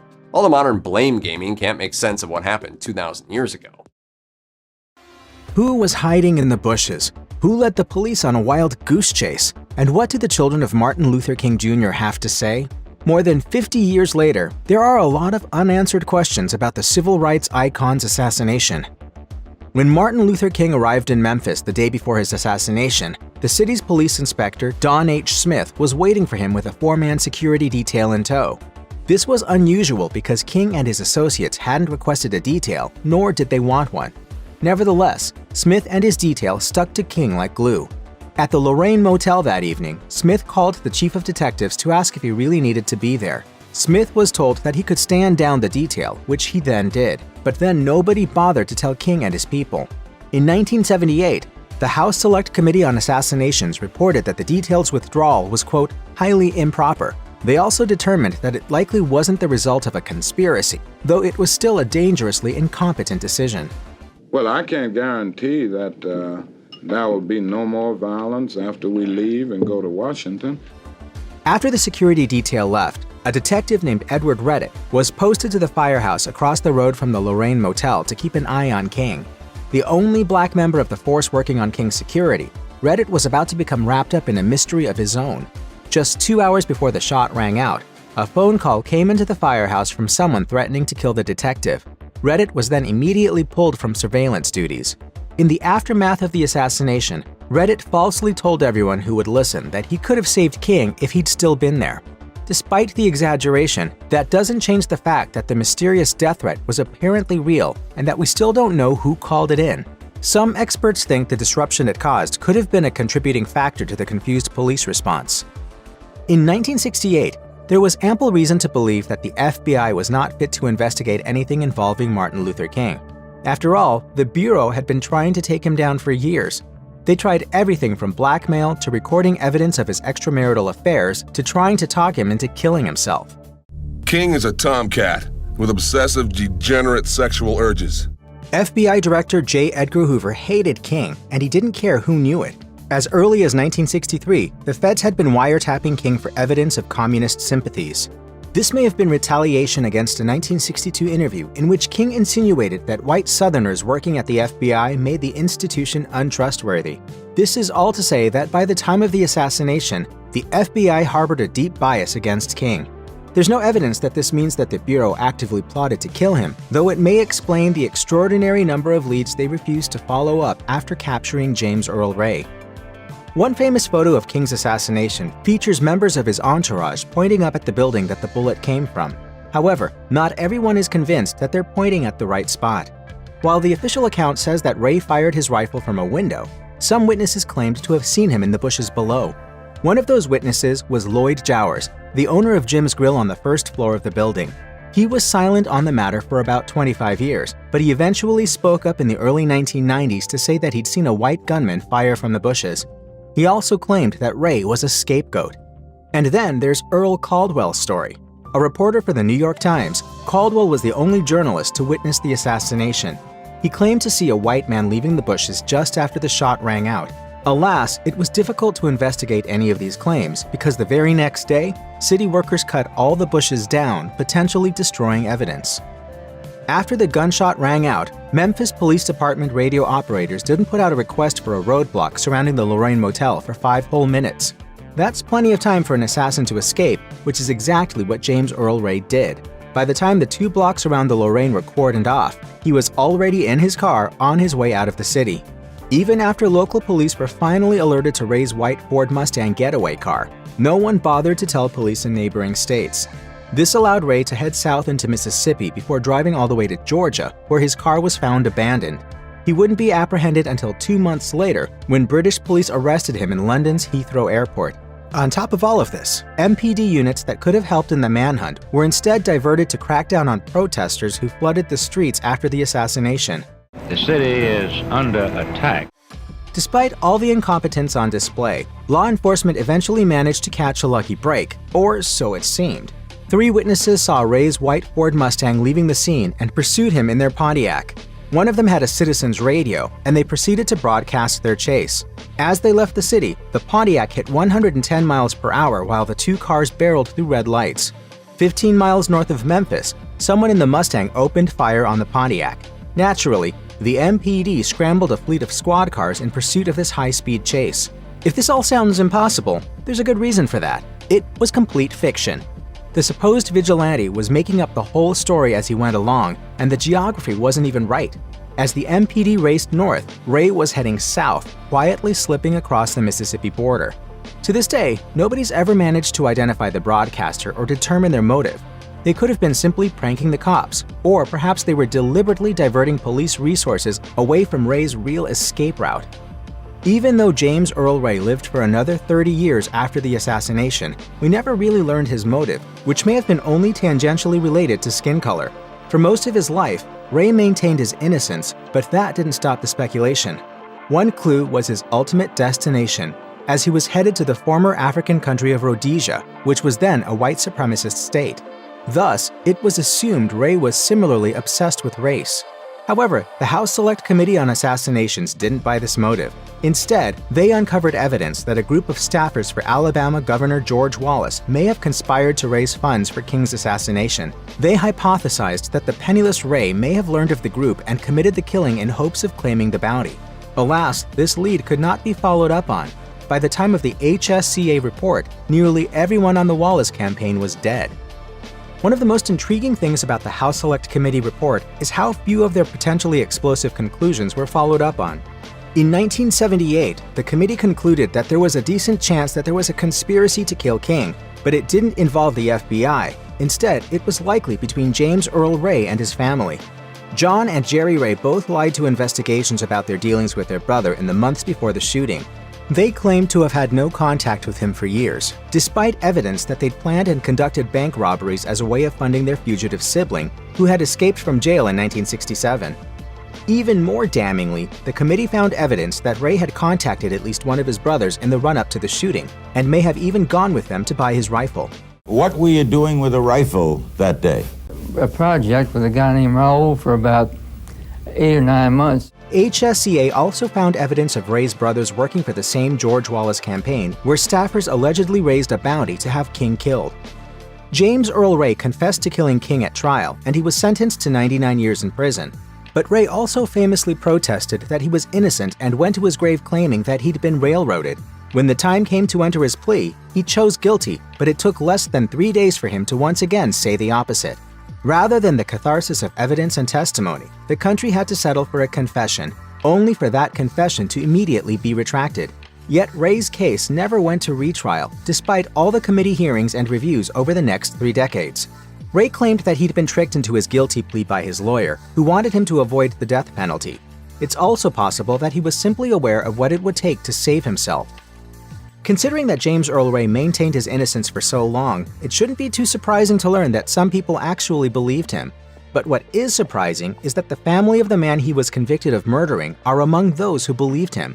Indeed, by the 1990s, the vast majority of King's family believed that he was framed. And even in the decades after Ray's death, some of King's children continued to advocate for his innocence. In March 1997, as Ray lay in the hospital dying of liver disease, MLK's son Dexter King arranged an on-camera meeting between the two of them. When Dexter asked if Ray had killed his father and Ray said no, Dexter replied that he believed him, and so did his family. I believe him because there's so much new evidence that has been presented to me and my family vis-a-vis his attorney, Bill Pepper. Then in 1999, King's family filed a civil lawsuit seeking a symbolic $100 in damages. This ended in a sensational trial during which Ray was declared innocent and the government and others were declared liable for King's death. Since this was just a civil trial, the Department of Justice was quick to point out that Ray was still officially considered guilty. An 18-month DOJ investigation also concluded that no conspiracy existed. On September 30th, 1962, the town of Oxford, Mississippi exploded.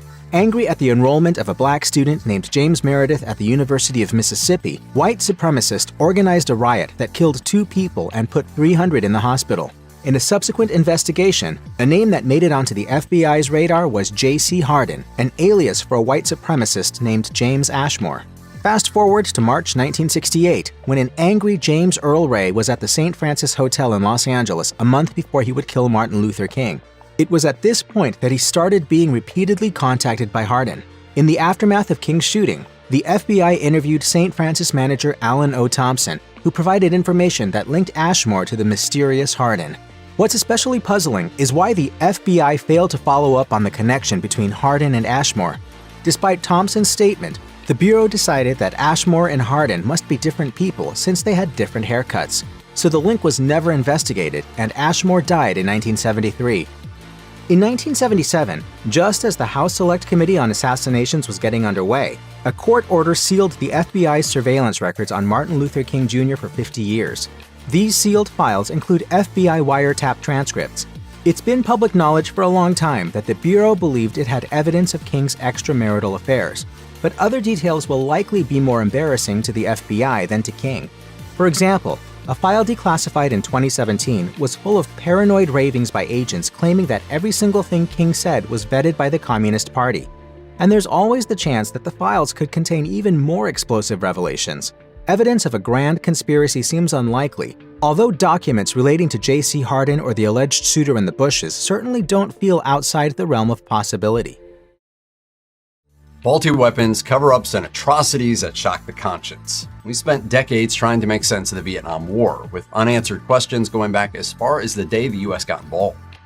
And we might as well start with the one that started it all, the infamous Gulf of Tonkin incident. What we know is that on August 2nd, 1964, the USS Maddox fired on two small North Vietnamese boats in its vicinity. It's not clear if the boats intended to attack. 2 days later, the Maddox saw signs on its radar that the crew interpreted as more boats. The ship's intelligence officer also received messages that he interpreted to mean an imminent attack. But when President Johnson was told this information, he ordered retaliatory bombings, regardless of the fact that no attack had actually happened yet. The Johnson administration pretty much dismissed evidence indicating that an attack actually hadn't taken place. It would later emerge that the intelligence officer was probably mistaken and that the dots seen on the radar weren't boats at all, let alone ones shooting dozens of torpedoes at them, as the sailors first believed.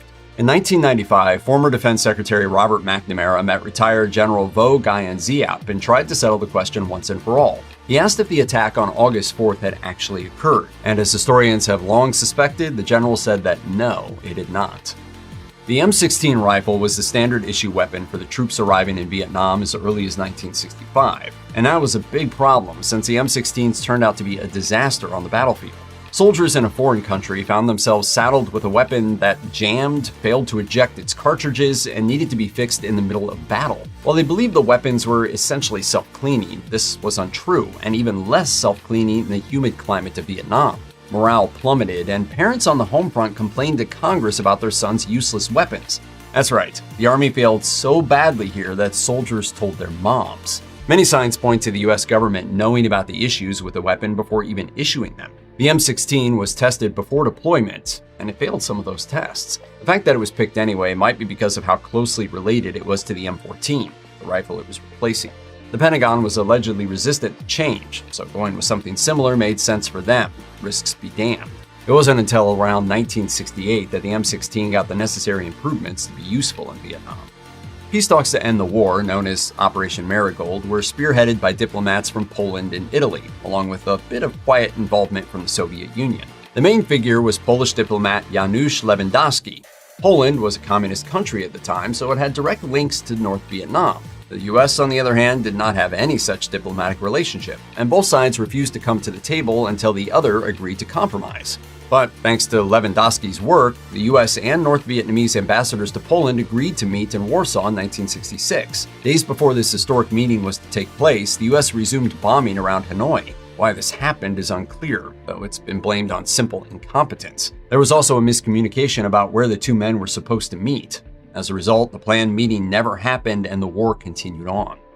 By the time Richard Nixon became president in January 1969, it was clear the Vietnam War was not going well. Yet Nixon didn't move to end US involvement until well into the 1970s. Nixon was afraid that when US troops left South Vietnam, it would immediately fall to North Vietnam, which would reflect badly on his leadership. So while he did reduce the number of US troops in the country significantly, he did not talk about leaving altogether until he won re-election in 1972. That's 3 years of misery just for Nixon's benefit. Nixon would occasionally second-guess this decision for being too evil. Letting men die just so he could stay in power was hard on his conscience. Imagine that. But his Secretary of State was Henry Kissinger, who had no such qualms. Kissinger made sure Nixon stuck to the plan, making a senseless war last that much longer. If you're wondering why Kissinger won a Nobel Peace Prize but is today mostly remembered as committing war crimes, let's just say that Kissinger's reputation is as soiled as Nixon's nowadays. March 16, 1968 saw one of the lowest moments in U.S. military history, the My Lai Massacre. Soldiers belonging to Charlie Company, 11th Brigade, Americal Division, entered the My Lai village and killed 300 unarmed civilians, including women and children. Not everyone in the village was slaughtered, and there are many first-hand accounts from survivors. It was abundantly clear that there was no way to justify the slaughter as an acceptable part of war. It was just mass murder. Said shoot everything, man, woman, children, and the whole bit, everything that could aid the VC, every living thing. Over 18 months later, the world was shocked to learn what happened at My Lai. Despite the horror, only one soldier was convicted for his actions in the village, Lieutenant William L. Cawley, who was sentenced to life but released on appeal in 1974. Blame for the massacre was placed on seemingly everyone and everything. The soldiers said they had been given permission to kill by their commanding officers. Over the previous months, Charlie Company had lost several members to mines and booby traps, all while never succeeding in engaging the enemy. They were frustrated and had already murdered one civilian woman in anger. and Colley was said to have been bullied relentlessly by his commanding officer, building up even more stress. All of this built up to a horrific release of frustration as the division essentially lost their minds, taking that out on innocent villagers with a heartless massacre. The event that came to be known as the Green Beret Affair involved the US Army and the CIA, and both parties blamed the other for what happened. On June 20th, 1969, a Vietnamese man going by the name Thai Hoc Truyen was drugged by several Green Berets, taken out into the South China Sea in a boat, and shot in the head. His weighed down body was then dumped overboard. Truyen was supposed to be assisting the US forces, but was suspected of being a double or possibly even triple agent. 8 Green Berets were eventually arrested for Truyen's murder, but the case against them fell apart when the CIA refused to let any of their employees testify. It turned out that while Green Berets do not normally fall under the CIA's purview, they were indeed working for them in this instance. However, the CIA denied they told the men to eliminate the alleged double agent. It denied even knowing him at all. On the other hand, the Green Berets said the CIA made it very clear Truyen needed to die. The one small silver lining about the Vietnam War is that it never went nuclear level bad, though it wasn't for lack of trying on the part of some in the US military. In 1968, General William Westmoreland was in charge of the military in Vietnam. He had long planned for a major battle to take place at a location called Khe Sanh. But when the North Vietnamese finally attacked the location, US troops had to be pulled away just days later to defend against the slew of attacks now known as the Tet Offensive. Westmoreland refused to abandon his original plan for Khe Sanh. Rather than lose the strategically important location, he wanted to use tactical nuclear weapons, or at least have them on hand in case it became necessary. He worked with other generals in the Pacific Theater on a plan to move nukes from Guam into the jungles of South Vietnam, codenamed Fractured Jaw. The problem was that the generals involved hadn't bothered to ask their commander-in-chief what he thought of the plan. When Lyndon B. Johnson learned what was up on February 2, 1968, the operation was well underway and he was furious. Despite this, the generals in Asia continued planning for another 10 days before finally ending work on Fractured Jaw. Fighting traditional wars is almost impossible in the thick jungles of Vietnam.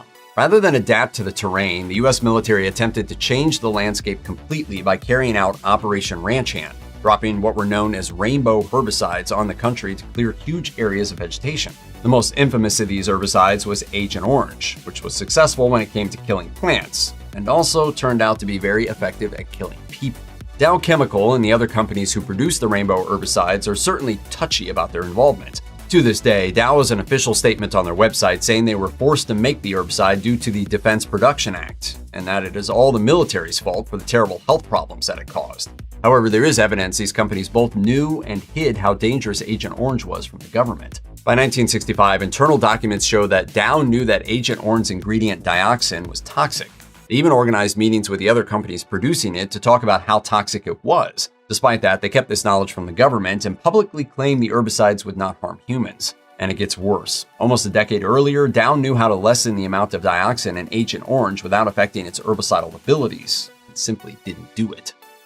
The conspiracy theory that the US government knowingly abandoned POWs in Vietnam was so widespread that it was a basis for the plot of Rambo First Blood Part 2. This conspiracy wasn't created out of thin air, as there are many soldiers who went to Vietnam and remain unaccounted for. As of 2022, the Defense POW-MIA accounting agency listed 1,244 Americans as still unaccounted for in Vietnam.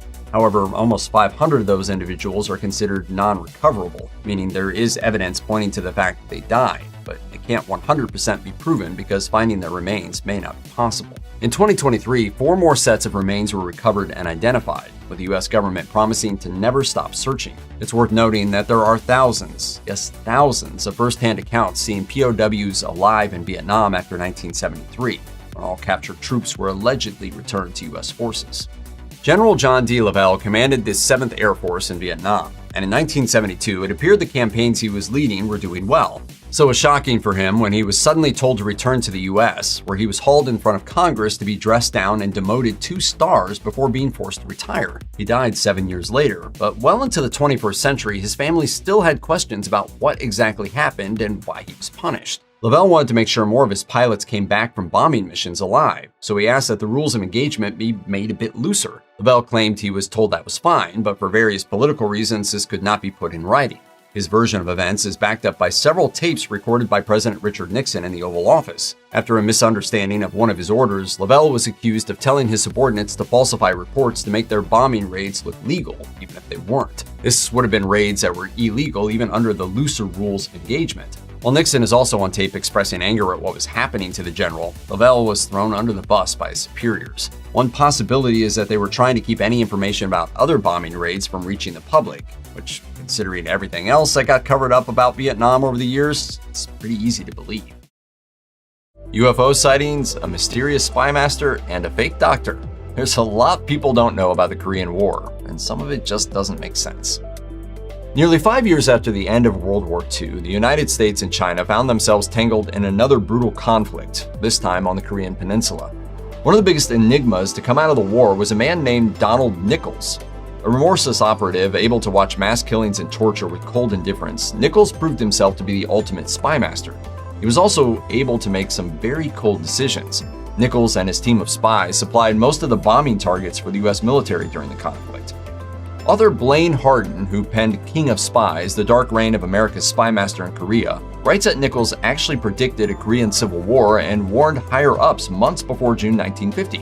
Shortly after the war began, Nichols found himself at the center of arguably the conflict's greatest intelligence victory when he came across a North Korean defector who had stolen military code books in his possession. How all this could be attributed to a single man is puzzling. Nichols was a 7th grade dropout who grew up in poverty. He joined the military to survive, had no Ivy League or Pentagon connections, and showed up in Korea in 1946 with no support. And then he just happened to become buddies with South Korean leader Syngman Rhee. Their friendship launched Nichols' intelligence career into a different stratosphere and raises a lot of questions about him that his background on paper really doesn't answer. Well, he was smart, he was ruthless, and he was brave. Lots of things are flying around in the sky during war, but the Korean War featured quite a few instances that nobody could explain. On January 29, 1952, the crew of an American B-29 bomber reported seeing a floating disc-shaped object while flying a late-night mission over Wonsan. The crew noted that the object looked orange and also sported bluish flames around its odd shape. When the object was spotted, the bomber was more than 20,000 feet in the air and going nearly 200 miles per hour. A blurry shape spotted under these circumstances could easily be discounted, except for one problem. A completely separate B-29 bomber nearly 100 miles away also reported seeing a strange flying object, except this crew claimed it was more globe-shaped, which is equally weird. And if this wasn't strange enough, the year before, in May, a group of American troops claimed to have encountered a jack-o'-lantern-shaped object while readying to launch artillery on a village. The aircraft was allegedly undamaged in the midst of artillery strikes and rifle fire. It reportedly moved side to side and emitted flashing lights. Some of them even reported some kind of ray or beam being emitted from the aircraft. You might never have heard of him, but Fernando Waldo DeMara Jr. might be the Michael Jordan of stealing identities. DeMara made his way through life, wading through numerous careers and impersonating countless people, but his most notorious and egregious con came during the Korean War. During the war, he pretended to be a doctor after making copies of a Canadian friend's immigration paperwork. The Massachusetts-born DeMara was able to enlist in the Canadian Navy under his friend's name, Dr. Joseph Sear, and served aboard a destroyer in Korea as a commissioned officer. DeMara's stint as a doctor would culminate in him treating 3 Korean refugees, one of whom needed to have a leg amputated. Shockingly, DeMara successfully performed the procedure. However, the good press DeMara received for his efforts earned the attention of the real Sear's mother. After she saw a photo of DeMara posing as her son, the lie came to light, and he was forced to return to the US. But that doesn't mean he changed his ways. Before long, he went right back to stealing identities just for the love of the game. What makes DeMara's stint in the Korean War so puzzling is that the incident was his 3rd time fooling military officials. Prior to joining Canadian naval ranks, DeMara enlisted in the US Army in 1941, went AWOL, and stole a friend's identity to join the Navy, where he received basic medical training. After higher-ups discovered some of DeMara's phony paperwork, he faked his death. His 2 desertions caught up with him in 1945 when he was caught and made to spend 18 months in prison. Sometimes prison revolts work. US Army Brigadier General Francis Dodd found that out the hard way. Dodd served as the commander of a prisoner of war camp on Gojedo Island. On May 7, 1952, Dodd was surrounded by a group of North Korean prisoners and taken hostage. He was released 3 days later, only after their demands for more humane treatment were seemingly guaranteed. The prison compounds on the island had a volatile reputation. Riots were not entirely uncommon. The prison population was understandably unhappy, and before the incident with Dodd, there had been another instance of a colonel being taken hostage, so it's not like this had happened before. North Korean POWs, it turned out, were pretty good at taking their jailers hostage in order to improve their conditions. Direct action gets the goods. The POWs were helped by lax security at the camp. Gates of the compound were often left unlocked for endless comings and goings of different work details, and that lazy approach to security is exactly how the POWs were able to seize Dodd. Dodd also seems to have been a pretty trusting guy, recklessly so. Dodd reportedly arrived for a meeting with the prisoners on May 7th unarmed, meeting them by an unlocked sally port. While Dodd was not harmed in the incident, his career was effectively ruined, with the ordeal proving pretty embarrassing for military leadership. American intelligence during the initial stages of the Korean War was nothing short of abysmal. Before June 1950, little was done to heed South Korean warnings regarding communist forces gearing up to cross the 38th parallel. The newly formed CIA seemingly blew off its own intelligence reports that warned of North Korean military buildup. When Kim Il-sung finally made his move, only a hasty, disorganized, and unprepared intervention from American troops stationed in Japan was able to halt a total North Korean takeover of the peninsula. One would think this ordeal would make American intelligence hyper-aware and a lot more hawkish in the future. However, as the months rolled by, American leadership still wasn't listening to info on the ground. General Douglas MacArthur himself expressed extreme confidence that China would not enter the conflict. His mindset was that even if Mao's forces did join the fighting, they'd be easily thrown back. Well, Mao's forces did intervene in late October, and they drew UN troops into a hellacious firefight for the remainder of the year. This prevented North Korean capitulation and prolonged the war for years. One of the most bewildering moments of the Korean War was when General Douglas MacArthur thought it was a good idea to become embroiled in a rather public rivalry with President Harry Truman over how the United States should proceed with the conflict. Truman was none too pleased with MacArthur in the war's early going, especially after those personal assurances about China. By the spring of 1951, Chinese forces had turned back UN momentum and a stalemate began forming along the 38th parallel. MacArthur wanted to start employing more aggressive strategies, such as bombing China and allowing nationalist Chinese troops from Taiwan into the war. Such moves, Truman feared, would escalate the conflict into something far more global. MacArthur, never one to shy away from letting his opinions be known, ended up writing a letter in March 1951 to the Republican Speaker of the House, in which he essentially tossed Truman's wartime strategy under the bus. By April 11th, the general was officially relieved of his duties. But I was through with him. For a long while, the official recorded number of Americans killed during the Korean War was listed as 54,246. This figure was written into history books and etched onto monuments, including the granite of the Korean War Veterans Memorial in Washington, D.C. Nowadays, the official number of Americans who died during the war is stated to be much lower at around 36,516. That's a difference of nearly 18,000. So what caused this discrepancy? Apparently, it all came down to a simple clerical error. That error added all worldwide non-combat fatalities to the number of Korean War deaths, meaning that during this time period, a serviceman dying in Europe of non-combat causes was counted among the number of Americans killed in Korea. By 1989, Pentagon officials had decided to own up to the mistake and began revising numbers. So if you think you messed up at work today, it could be worse. This mistake was literally historic. Taking place between World War II and the Vietnam War, the Korean War is often overshadowed by those conflicts. It is commonly referred to as the Forgotten War, which many historians find baffling, because this was not a minor conflict. Historians have estimated that between 2 and 3 million North and South Korean civilians were killed during the conflict. According to scholars, this means that the percentage of civilian casualties in the Korean War likely eclipses that of World War II and the Vietnam War.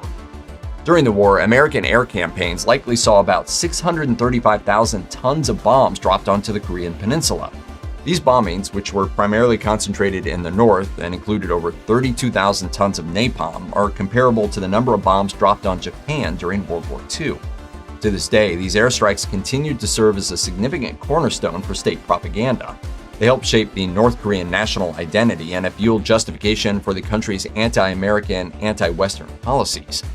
With the Korean War being such a brutal and bloody struggle, and with its aftermath still playing a crucial part in geopolitics today, there's just no good reason to regard it as a war worth forgetting.